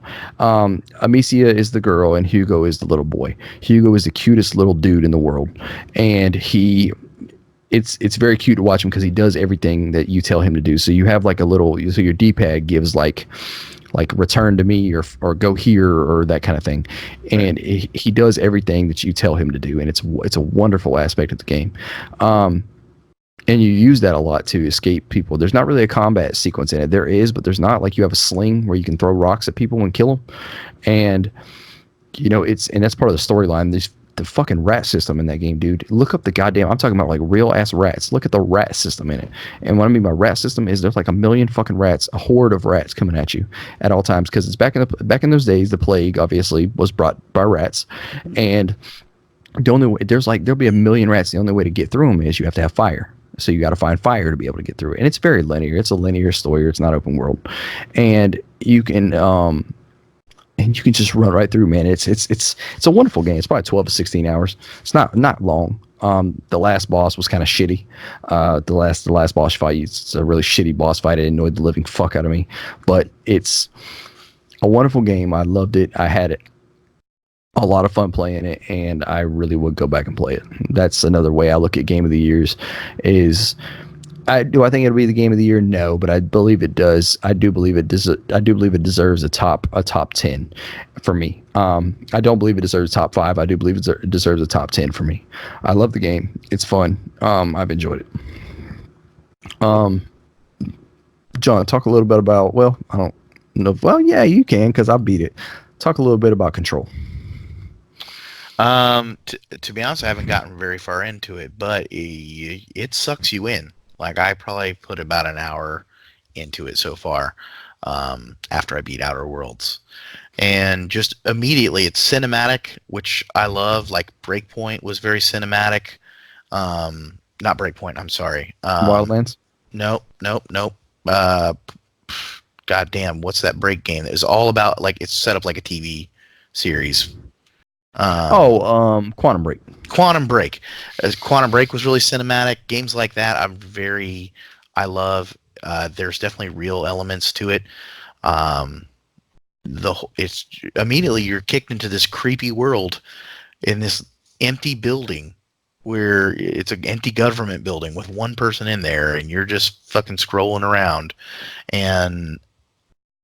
but you're just set in it. Like you don't know what the fuck's going on. It's super weird and mysterious, and just bam, there you are. Just everything is like, even the lettering at the top where it says you're in the control room or whatever, I love. They have such good fonts in that game. The fonts are so really good. I was about to say that. the font, they have such good fonts. Like the fonts they bring up, and it says, it'll say engineering or mechanical, or it brings. I was like, oh my god, that font is amazing. Thank you for letting me know that. Like it's so good, dude. The font, dude. I'm not playing. Like the fonts are really good in that game, and they're just like regular Arial. They're just regular Arial bold fonts, but it looks so good. They keep it simple. What's the saying? Keep it simple, stupid. Like Kiss. Like it's so good. Like it's just keep it fucking simple. It's a blast, man. I loved it. Absolutely. The little weapon that you get, even the service weapon. Yeah, the service weapon. I mean, that's all I've got so far. But the service weapon is super easy and fun to use. You get a bunch of reiterations of it. I think the only thing I really used was whatever the shotgun is. I used that one, and then I used there's a charge, like almost like a charge blast, like a sniper rifle type, and I used that as well. If I can give you any advice about this, the best thing I would tell you is to read every single page you find. The reason I'm telling you is because there's like little stories. There's little stories along with that one story, and the little stories are really amazing. Especially like there's Alan Wake references. There's a bunch. There's Quantum Break references. There's all kinds of references in there. So it's really cool to see that kind of stuff. Absolutely. There's apparently a lot to read because I found shit tons of stuff to read in the very beginning of the fucking game. And by the way, if you guys who haven't played it, you start out in the beginning. You kind of walk into the director's office of this game, and this guy has fucking shot himself in the head. And then you're going through like, all right, well, what the fuck's going on? And then they're kind of whispering these words about you're the director now, some weird shit. Dude, I'm not quite sure how it works. Are you playing it with headphones? Yeah. Because playing it with headphones is very creepy because when you're walking up on these people floating, they're talking and they're chanting. They're almost saying like satanic ritual type things. Yeah. And you can hear it, and it's like very creepy, especially when you're playing with the lights off. It's a very creepy thing. And what was the other thing about it that I really loved was the facial features, the actual faces. Like all of them looked like so real. Like Jesse looked so real. Ati looked so real. Ati was probably my favorite character in that game. Ati was wonderful. That's the janitor. Oh yeah. It's the janitor. You're right. The facial expressions, the eye movement, everything is so on the point. skin. Literally, see the skin moving. That's why I'm touching my face right now. It's crisp. The skin's literally crisp. moving. It's crisp. You can see everything. I didn't even realize that there was that level of detail in this game because of the way they promoted it. And like, how could you not pick it up and play it because it's so crisp and beautiful? So, all right. Well, I'm going to talk a little bit about these last. You have any more on your list, John? Crackdown. Okay. It's Crackdown. Yeah, it was just more Crackdown. I mean, it's the same thing as before. You just except for Terry Crews, and you could have a few more laughs. So yeah, it was a little bit, just more Crackdown. Yeah. Call of Duty Modern Warfare. So I've talked about this one. I fully believe this deserves a top 5, so I will fight for it. Once you play this, it's like I said, it's disturbing. Like I said, I've told y'all multiple times, I haven't had a game that's really disturbed me or had me because that's not how I know the difference between a video game and real life. But I've never had a game actually sit me down and be like, hey man, what you're doing right now is fucked up. That was kind of what brought me back to playing it every time. And it's literally a one playthrough session. You can sit for 5 hours and play one playthrough. The game is amazing. It's a wonderful experience. Untitled Goose Game. I've talked about multiple times. It's on my top 10 of the year list because I have beat it probably 4 times now. I've done multiple things. You can just go back through and keep playing it. I love honking at people. I love bullying little kids in that game. I love locking kids into phone booths in that game. I love doing everything in that game. I love fucking with little kids. It sounds like. I do love fucking kids in that game. It's wonderful. You can be a goose and you're a dickhead, and I love it. I've honestly thought about getting a goose as a pet since I've played this game. But my dog wouldn't like that too much. But the game is amazing. I love it. The reason I love it is not because it's fun. The reason I love it is because it's a small indie developer that's came out with this game, and which is Schoolhouse, whatever it is. Adam, give me a developer on Untitled Goose Game. So what they did was they've set the thing for, hey, your game is House. Thank you. Your game, if they're a UK developer, your game doesn't have to be super intricate. Your game doesn't have to have a super massive story. Untitled Goose Game has no story in it. You're just kind of having fun. You're enjoying yourself, and I can't wait for that. That's what I loved. And then After Party. I'll talk a little bit about that. After Party was just fun. Night School Studios, creators Vox and Free, narrative type adventure. Outdrink the devil. It's pretty simple to say. Fun game. I really enjoyed it. So guys, we talked a good amount here about games. Basically, what we'll do now is we'll come together and we'll look at these games and we'll say, okay, here's our top we probably need to do a top 10. We probably do need to do a top 10. We'll do a top 10 and we'll make a little graphic for it and we'll put it up. And then when we find our game of the year, December 14th, everybody finds out our game of the year. And we'll talk about that off camera, obviously. But then that'll be our game of the year and we'll talk about it. And it's a Saturday. It's Adam, why you're looking crazy right there, buddy. It's a Saturday. I've already looked it up. December 14th is a Saturday. What game of the year are we going with here? Discuss that. Publishers. Oh, it did it again. Whoa. Oh man, I got a feeling this video is gonna be fucked up too. Oh, wonderful. Can Goddamn. can you guys hear me? Yeah. I hear you. I have you on my screen. I don't have John on my screen. Okay. You don't I have John see on your screen? myself. And John's back. I see John. I see everybody. Okay, cool. Well, probably what it'll do is it'll just change positions now. So I'll have to fix that in the editing. That'll be wonderful. But yeah, so the game is a wonderful experience, a wonderful I'm ready for it. What were we asking, Adam? What were you asking? What award show are we? Oh, listening I'm sorry. to? I thought you asked the game. There's no award show. The Game Awards is the game of the year. Whatever wins game of, there's no like we're not going off the Game Awards, so we're not, obviously not going to pick the same game as the Game Awards unless we feel like it. That's what I was asking. Are we going Game Awards? Are we going IGN? Are we going Gold? IGN.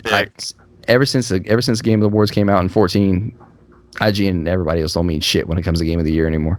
Game of the Year is Game Awards. Once Game Awards comes out and they announce Game of the Year, that's Game of the Year. Well, fun fact: Game Awards used to be Spike Video Game Awards, and they started in 2003. That makes sense. Actually, that makes a lot of sense. I remember very Spike. true. Madden NFL 2004 won that year. That makes a lot of sense because that was the best Madden that's been out for a while. Yeah, that was Vic. That was the Vic years. That was Michael Vick on that cover. Oh my, that was a sports game to win Game of the War. That was my pro years. That's when I played pro. I played pro 04 and 05. That was fun times. Jesus, I missed the Madden bus. All right, go ahead. Game Awards is the 12th, not the 14th. Yeah, I know. We're the 14th. That's where okay. Damn, Dumbass. slow on the uptake, man. Very clearly. Wonder you're just Game an intern. Awards is on the 12th. We are on the 14th. So Game Awards is on a Thursday. We're on a Saturday, and we'll come out and do our thing. Yeah. While we're sitting here, let's go with a prediction on what everybody thinks Game Awards Game of the Year is going to be. I can tell you. Go ahead. Y'all go ahead before I do. I've said it since the beginning. It's been out since January, so y'all go ahead. I'm gonna say Modern Warfare just because of fanboys. Yeah, but this ain't it is a voting thing, so yeah, it could be. I still think RE2 is gonna take it. I think RE2 is gonna be Game of the Year this year, like the remake, just because of the work that was put into it. Honestly, buddy, I'm not 100% sure. I think there's a lot of good contenders out there, and I really honestly think that Jedi Fallen Order or Death Stranding might become that. But I think Death Stranding is not going to be anywhere near top 10 on anybody's list. I really do, just because of how bad reception it's getting from a lot of people, and because the Game Awards is all about voting. It's just like sending players from the NFL to the Pro Bowl. I think it's a dumb thing. I think it should be voted on by developers. I think it should be voted on by developers and by the gaming industry, not by fans. I think fans are a wonderful thing, but I think it should be voted on technically by critics. I think is who it should be voted on by. The only reason I don't think that Resident Evil 2 will make Game of the Year is just because it's been so long and people. Taco Bell wager on it. Huh? Would you like to put I don't have any insider information, but I have heard some things. Would you like to put some Taco Bell wager on it? I mean, I guess we can. I'm telling you, that game changed the way remakes should be made. Like it's like and I don't even say because of how it was. Yes, it's an old game, but they've added new stuff to a 20-year-old game at this point. 20-year-old game. Yeah, I think it's 20. Yeah, 20. They added new stuff. You know, I still just think it's going to be that. I think Sekiro has a chance. And I also believe that Outer Worlds is going to get a solid chance at Game of the Year. I really do. So let me ask you guys a question. Doing a little research here. I possibly will give you an answer. You will give me an answer because it's gonna Ooh, upset you. Oh, okay. Potentially. That's fine. I normally get upset at everything, so that's okay. Nah. So 2014. Do you remember mini games from that year? I can tell you what Game of the Year was. Okay. Dragon Age, Inquisition. Do you agree with that? Yeah, I do because that game was amazing. Okay. Yeah, can you tell me what came? Can you tell me what came out in 14? I can tell you a whole slew. Destiny, Titanfall, Dragon Age Inquisition, Shadow of Mordor, Far Cry 4, Horizon 2, Wolfenstein Wolfenstein New Order, Alien Isolation. Yeah, bullshit. Sorry. Alien Isolation, and I'd give that other one a very good rating. Never Alone. Never Alone was good. It was a good indie game. The Evil Within. Oh, that was good too.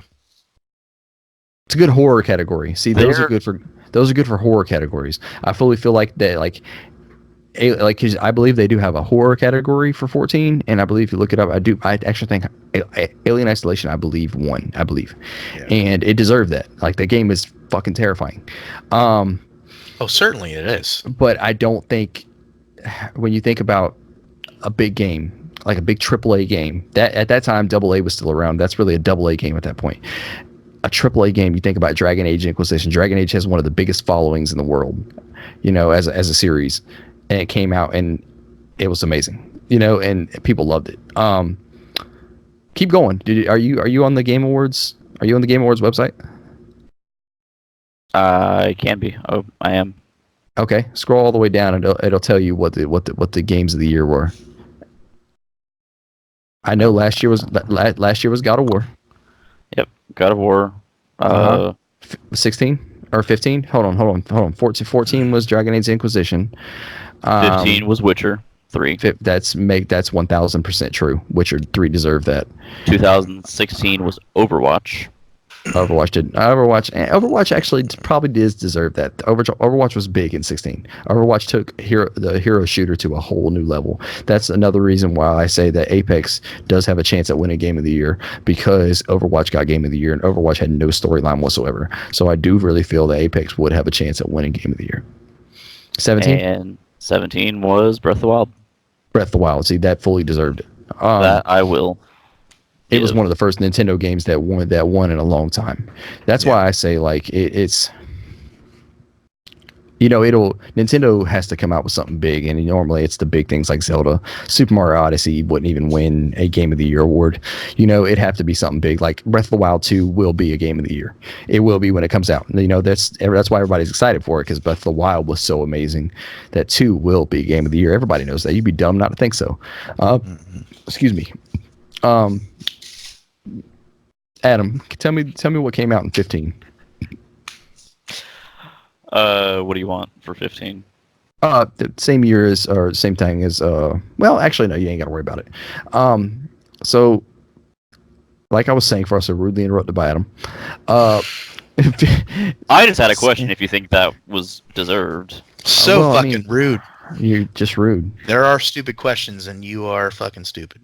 Cool. Yes, that was... So, that got released in November, so it swooped in last minute and stole it. My point being, Fallen Order could do the same thing. Yes, it could. Yeah. It very well could. That's what I'm thinking. Fallen Order could very well do it. Here's the problem. Here's the problem I see with it. Star Wars is the biggest franchise of all time. It literally is the biggest franchise of all time. High expectations. There is very high expectations from not only from gamers, but from Star Wars fans, because this game is now canon. This is one of the first Star Wars games that is canon to the storyline. So this is gonna have to. So and the bad part about it was, I don't think if they ever would have came out and said, "Hey, this is canon to the storyline," I don't think anybody would have noticed a little bit more, especially your fanboys. But this is going to come out, it has to hit, and it has to hit hard, especially for EA. It has to hit, like, because it's especially for Respawn, because because if you don't know, Disney's license is coming up to where they have to choose if they want EA to still make these games or not. And LucasArts is actually, they're making LucasArts again, so LucasArts is going to be a studio again. So they have to decide that, and they're probably going to go in house. But the thing is, some games, like if Respawn does well, why not give Respawn another chance at, hey, make a sequel to this? So I'm hoping it is good. And if it is, it comes in and swoops, that's great. I hope it does. I honestly, because I love Respawn as a studio, so I really hope it does come out, and I hope it does wonderful. I really feel like it's going to. Just because of the amount of involvement that the end of this trilogy is coming up. The end of the whole arc is coming up, and I feel like there's going to be key elements of this that's going to make the movies make sense more, and elements from the movies that are going to make the games make more sense. You know what I mean? I think they're really going to pack a punch with it, and I really think that without having seen anything other than the trailers and all the other garbage, I think it's probably going to end up being Game of the Year. That's my expectation. I may fall flat on my face on that, but So I mean, it's a prediction. That's what's supposed to happen. Adam, write down these predictions. Let's write down these predictions so we can come back to it and talk about it later That's fine. One last thing, going back to 2014 real quick, because I was looking at this. Dragon Age Inquisition got released the same day as GTA 5. Yeah, and see that one's hard, because I do remember that year everybody fighting over GTA 5 being a game of the year, but also the online stuff wasn't out yet. Because the GTA 5 was a wonderful storyline. The game was a wonderful game. The storyline was great. You playing through all three, Franklin, Trevor, and Michael, playing through all three of them was wonderful and all. I just didn't, that was a big one for me too, because I love that game. So I think it could have easily fought Inquisition for Game of the Year. I just think Inquisition had more of a following. Because I mean, it's just like we talked about Dragon Age 4 coming out soon. I picked up Inquisition and I played it. It was the first Dragon Age I'd ever played, and the only thing I remember from that game was when it first got launched, if you jumped and then talked to a character, your character would float. All right, so I'm gonna stop you right there, and I'm gonna say, I want you to say the first sentence you said again. It's the first I ever played. First. There you go. That's the problem. The first Dragon Age you've ever played. So that's a lot of people that I like, friends of mine that have played multiple Dragon Age 1, Dragon Age, all of the DLC, Dragon Age 2, Dragon Age, all that kind of good stuff. They will tell you that if you're a Dragon Age person, that's your game. That's your series. Kind of like how if you're a Star Wars person, Star Wars is your shit. Like me, I love everything about Redania. I love everything about the Witcher world. I'm fucking reading all the damn books. That's my world. I can tell you anything about it. That's how those people are. They can tell you anything about Dragon Age. I've loved Dragon Age. I've beat 1. I didn't beat 2. I beat Inquisition, and it was a blast. The problem is, was Mass Effect out? No, Mass Effect was like Mass Effect was like 09. Was Mass Effect 14? No, Mass Effect was 09, 08. The newest one? No, there's no way. Mass Effect was the original Mass Effect? Yeah, the original Mass Effect wasn't in 14. Like 08. No, well, I mean, no, not the later end. 07. The original Mass Effect was 07. Yeah. The Andromeda was 17. That's what I thought. Yeah, Andromeda was 7. Andromeda didn't deserve a damn thing. Andromeda, I thought it was okay, but it wasn't. But no, that's another series that they need to revive, and they need to just reboot the series, and because it's a fan favorite. Everybody loves Mass Effect. Yeah, it's a wonderful thing. Adam, I picked up Dragon Age as well, and I played it just for a little bit, and I put it down. And that was also my first Dragon Age movie, and I kind of got pissed off at the Game of the Year because I also thought that Grand Theft Auto 5 should have taken that. And my argument was for it that I heard the same things that Mike was saying about, well, this is your first time. You weren't invested into the series and blah, blah, blah, but the game should stand alone, in my opinion. Right. So that's why, I mean, it should. Nah, not if we're really. talking about individual games here, we got Yeah, but then but you're in a storyline at this point. Inquisition did go with a storyline. Inquisition went with one, went with two, and went with threes. All the storyline put together. If you go out of it's just like playing. Man, it's hard to explain. It's like playing Witcher 3 without playing 1 and 2. You can do it. I did, and I loved it. Yeah, but I'm sure you were probably lost as fuck with a lot of it. There's Oh some yeah, when stuff that guy was asking me all those questions. Bam, there you go. You're lost as shit. I've played 1, 2, and I'm not going to be lost when I actually go back into 3. I'm in replay. I'm not going to be lost. That's what I'm saying. That's the only reason I disagree on that fact is the storylines all go together. And Dragon Age isn't one of the best RPGs of all time for no reason. You know, it is a top 5 RPG of all time, and the reason, just not the original Dragon Age, but Dragon Age alone, Dragon Age. You know, just the series. You know, when you think about best RPGs of all time, what do you think about? Elder Scrolls, Fallout, Dragon Age, Mass Effect, Final Fantasy. There you are. I was like waiting for you to say it. No, I don't even consider. I'm thinking of action RPGs. I'm not thinking about turn-based.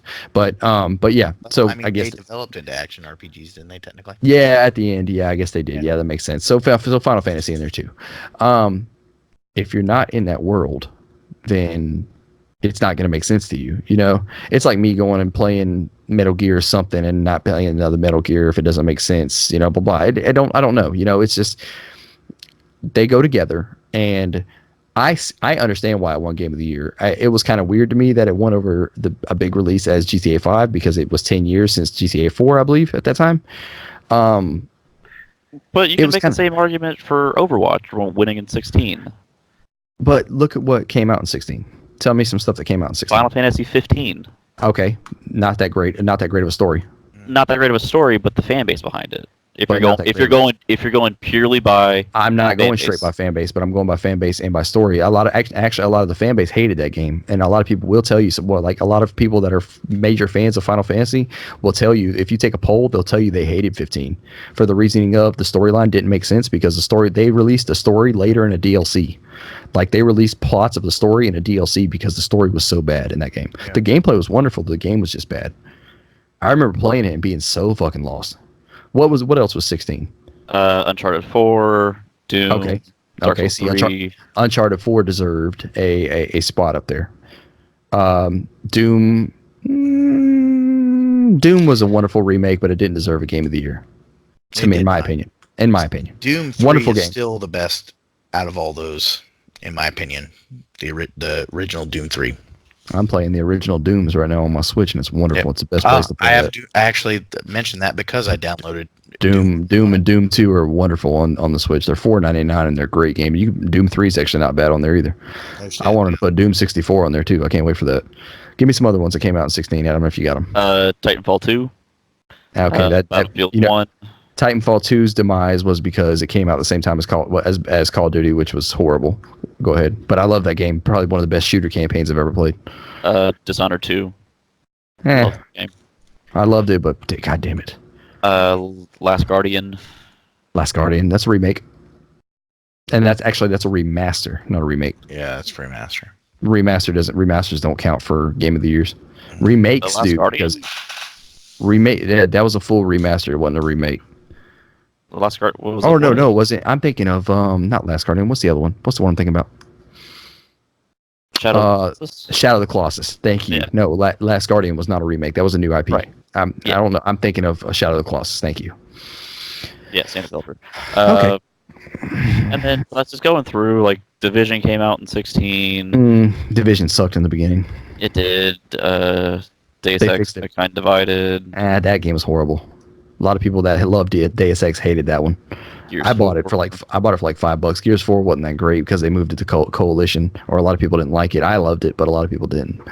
Like the thing is, like every time you say a game, like I can look at a reason and be like, yeah, I can understand why that didn't win, or I can, like with the Coalition taking over Gears 4, for instance, a lot of people didn't like how the Coalition took over from Epic and being like, okay, Cliffy B is no longer on Gears, so where's it gonna go? What are they gonna do? And then Rob Ferguson comes in and he takes over and he does his own shit with it. Like, fuck Cliffy B, I'm doing my own shit, and people don't like that. They don't like change. People don't understand change, and they don't like it. That's fucking truth. So especially when it comes to video games that they love. This is something you're paying $60 for. You want to love it, Right. and so every game you say like that. That's why you hear me giving you reasons. I can give you reasons why I didn't win Game of the Year, because I've God, being in this goddamn universe for so long and just playing no video games, like it's annoying to know information that you don't need to know.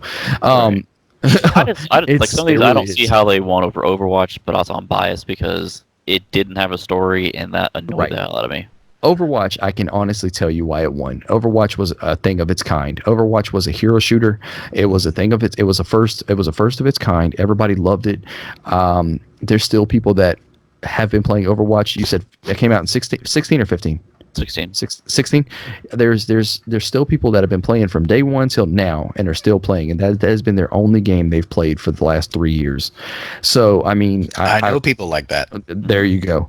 I mean, there's multiple people, and it's on everything now. It's on Switch, it's on Xbox, it's on it's on PS4, it's on PC, it's on everything. So I can understand, because it's a first of its kind, and in 2016, it deserved it. Now, when Overwatch 2 comes out, does that deserve anything? No, it does not come out. It does not deserve it, because it's just the same shit. Exactly. So something like, what's Ninja Theory's new game they're making right now? It's a they showed it at E3. Hold on one second. They're making a Overwatch type.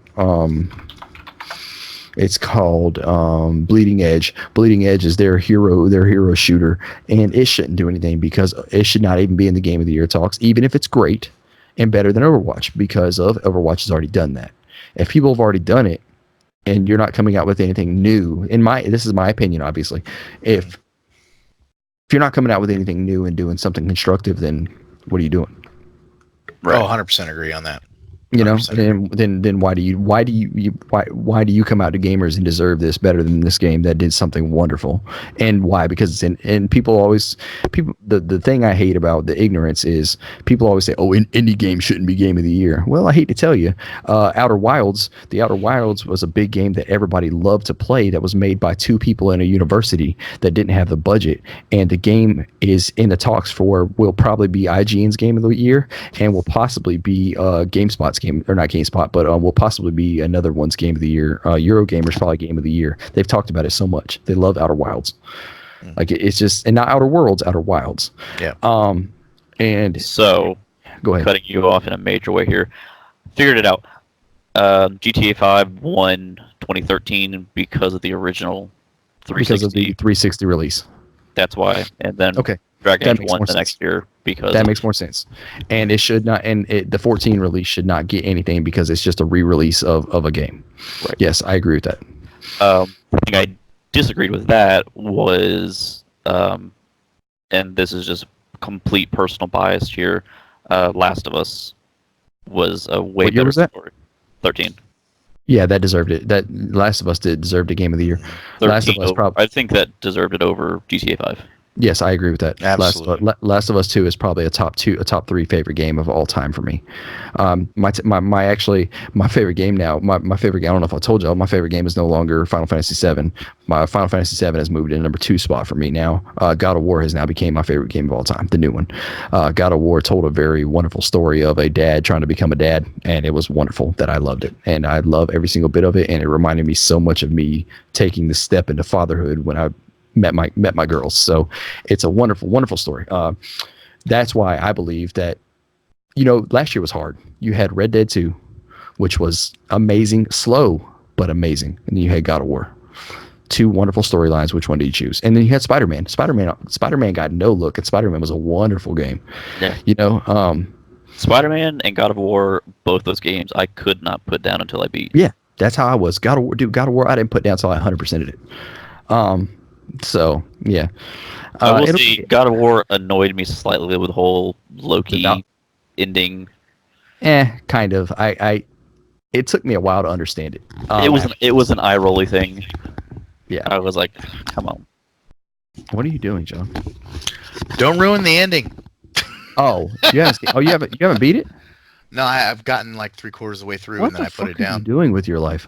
Hey, all I said was living. I didn't tell you anything. Yeah, within- yeah, yeah. Loki is okay. You hear Loki a couple times in the storyline. I'm It's just okay. trying to find time to go back and play it because it was Yeah, a dude. great fucking game. That's the it's my favorite game of all time. Cannot wait for 2. Okay. Yeah, yeah, and Corey Barlog actually has been recently tweeting, so it's I'm pretty sure Santa Monica's in the making right now. The problem is they lost the guy, the guy, so the combat director that made the Leviathan X throw is now gone. He's actually working for Respawn doing the or no, he was working for not Respawn. Shit, what's the game I just played? Might have been Respawn. Are you throwing the light? No, he's working for Crystal Dynamics, doing Avengers, doing the Thor hammer, doing Thor's hammer, because that the way the Leviathan X was, that's the way Thor's hammer needs to be. It has to be that way. I mean, so it makes sense. It's all Norse. Yeah. I mean, we'll see where that goes. I'm really excited. So, gentlemen, I think that about, well, Adam, your fun facts. Have you already said your fun facts over there? I have not. Fun facts. Give us some fun facts. It starts off with a question. In your experts' opinions, who was the first playable female character in video games? Miss Pac-Man 2. Oh, Miss yeah. Pac-Man. Ooh. No, both of them are incorrect. The first playable female character was Barbie on the Commodore 64 in 1980. That makes a lot of sense. Okay. That slut. Yeah, that makes sense. She got to try and bathe in suits and drive around in a yellow convertible. I believe. Yeah. I kind of want to go back. I'm gonna turn my Raspberry Pi on in a minute. And random fun fact while I was looking this up: Poison from Street Fighter was the first trans person to have any kind of representation in video games. Poison in 1989. Wow, that's pretty progressive, to be honest with you. John, for 1989. Just to give you a heads up, buddy. Okay, I see who Poison is now. John, I meant to tell you, I seen this on Twitter earlier. You may want to go look up before you play Death Stranding. You may want to make sure, because a lot of people stopped playing it after they read this because of how woke this generation is. There's a tweet going around about a interview in Death Stranding. So it's not an interview with Kojima, but it's an interview that's in the game. So it's like a little pickup collectible finding type thing, talking about gay and queer and different things of that nature. So you may want to read that real quick and make sure if it's something that you want to go back. What is it? I don't know. I didn't read it. Oh, okay. I read comments about it, and people didn't seem happy. It's a fucking video game, guys. I mean, some people get a little extra fucking sensitive about every goddamn thing, and I mean, United States. Listen, I believe in like fucking being nice to people and being kind and all other bullshit, but there's some point you just need to kind of get the fuck over yourself, But whatever, that's the U.S. in 2000 and that's the U.S. in 2019 now. So. It's kind of how things is. I don't even want to say it's the world. It's just how we are over here for some reason. Adam, did you read all your fun facts, buddy? Was that all of them? I did. Yeah, it was just female characters and the trans character. Okay, cool. Are you guys? Go ahead, John. I'm sorry. What about what do you think the next two, 2020? 2020. What we know. So what next year? What do you think? Game of the year? Yeah. Last of Us 2. I think it's Last of Us 2, between Last of Us 2 and Cyberpunk. I think. Oh yeah. Well, I still think Cyberpunk's going to get pushed back to 2021. You think so? Oh yeah. Adam, do me a favor. Mm-hmm. Go educate Jonathan on how many times The Witcher 3 was delayed. Dude, you don't gotta tell me that. I know it was pushed back a fuck ton.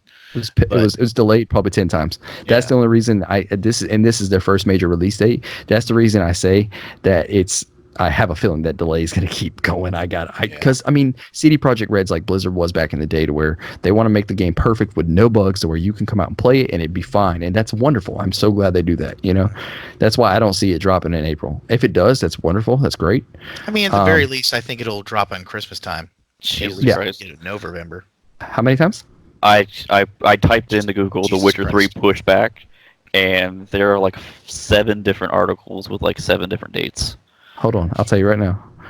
Witcher 3 delays.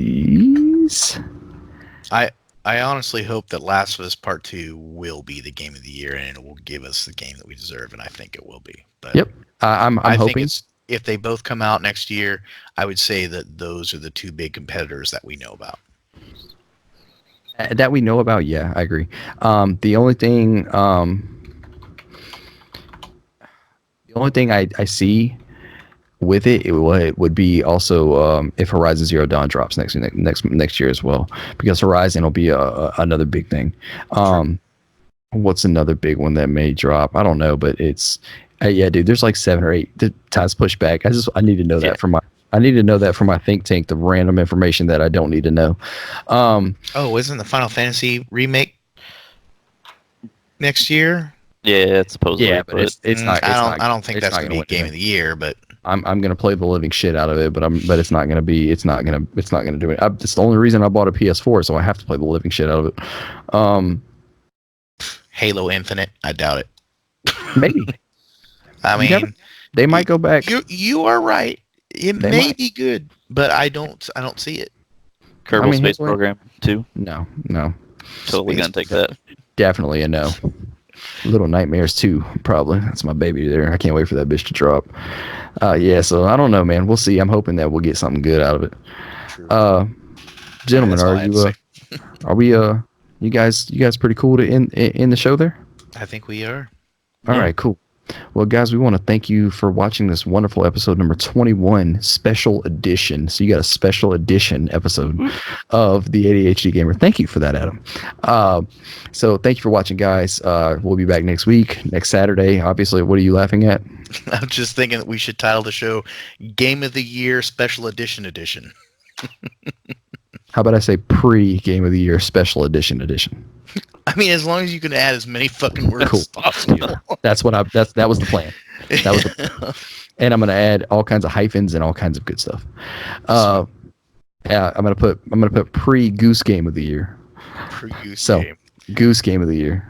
You GGOTY. would kill to make that the game of the year. I would. Goose Game is amazing. I love that game. Just like oh god. Side note, has no chance of winning Game of the Year next year, but I'm super excited and have such high hopes for Watch Dogs Legion. I would not say that has no chance of winning Game of the Year.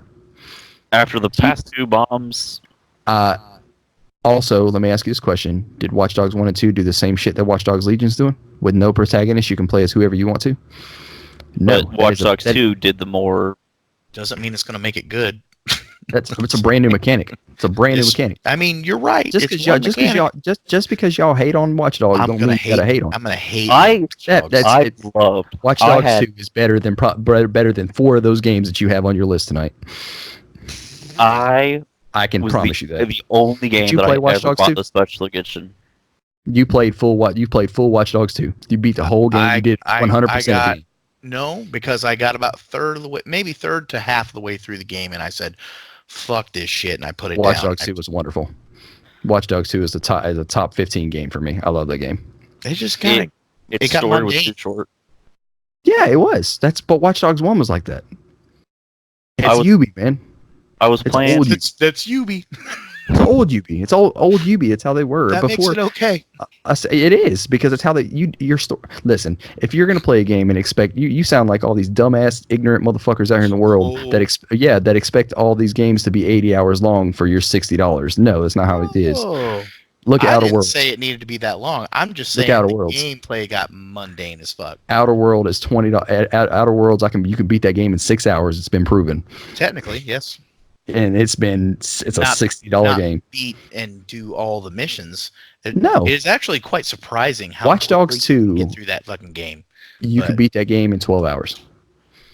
And I think. listen, I have no problem with that. I have no think. problem with I think. going and playing Call of Duty Modern Warfare and spending 2-3 hours on a game Yeah, if it's that enjoyable. that's what well, I'm not. I wasn't saying that, Adam. I was saying that at these people because you hear that a lot with people in the world of, oh, this game's only 20 hours. I'm not playing that because people talk shit about Outer Worlds, and how it should have been. Oh, I'm not paying $60 for that. Well, you don't have to. Technically, you can just go get it on fucking Game Pass. But the game is you can beat Outer Worlds in 6 hours, and you're done. And the Or game you is can play it simple. for 60 hours and Yeah, or fucking you can play it for fully 80 complete it. if you want to. You can search a whole fucking world if you want to. Random fun fact: Oh god. after Go 2 for me. years, the 80% speed one for Watch Dogs 2 was finally broken 13 days ago. And how much was that? 3 hours and 9 minutes without loads. Without Nice. how do you? Oh, probably because they didn't go into certain things. Okay. RTA. Subtract. Yeah, Subtract. RTA, that was 80%, so that's beat the game literally as quick as possible. Mhm. No, it's pretty cool. That's a pretty cool fun fact there, Adam. But like Good job. I was playing Watch Dogs 2, and I was playing it, and I was enjoying it, I was having a great time, and then all of a sudden, I beat the game. Yeah, Like it's there fast. That's there how was Gears 5 no was. build up, it was just whoop, and That's done. exactly how Gears 5 did me. I was not expecting that last boss fight to be the last boss fight for Gears 5. I was not expecting that. I was expecting to at least go one more act. I was not expecting that. Like Watch Dogs, like it built up to a good. I will never fight for Watch Dogs 1, but I will fight for Watch Dogs 2 because of what it did. Watch Dogs 2 did the thing where you didn't have to kill anybody if you didn't want to.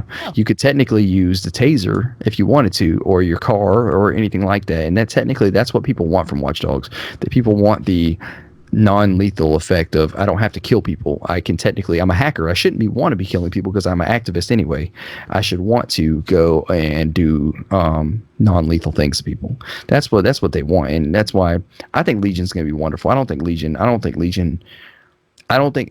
them delaying it is even better because it gives it more time and it makes that new mechanic seem better. So we'll see how it is. I mean, nobody knows. We haven't played it. I just want to see how far you get into it before you start seeing repeat characters, because they're saying that it's not, but no, they've said. I believe they have said you'll see repeats. You just won't see the same attributes. You won't see the same attributes on the same people as what they were saying. You won't see the same builds, is what they were saying. But I would like to see it. I can't wait. We also have, I believe, Beyond Good and Evil 2 coming out next year. I don't know. I don't know what else we got next year for 2020. But man, we tried to end this show, and Adam, thank you for doing this, you bastard. sorry. Okay, let me end the show. All right, guys. Thank you once again for watching this wonderful episode number 21, the special edition, this pre-game of the year special edition of what's our show called? ADHD gamer. And the ADHD gamer. Yes, thank you. That glitch earlier fucked me up, fucked my CPU up. So, thanks for watching, guys. Gentlemen, we'll see you guys next week. Adam, thank you for coming.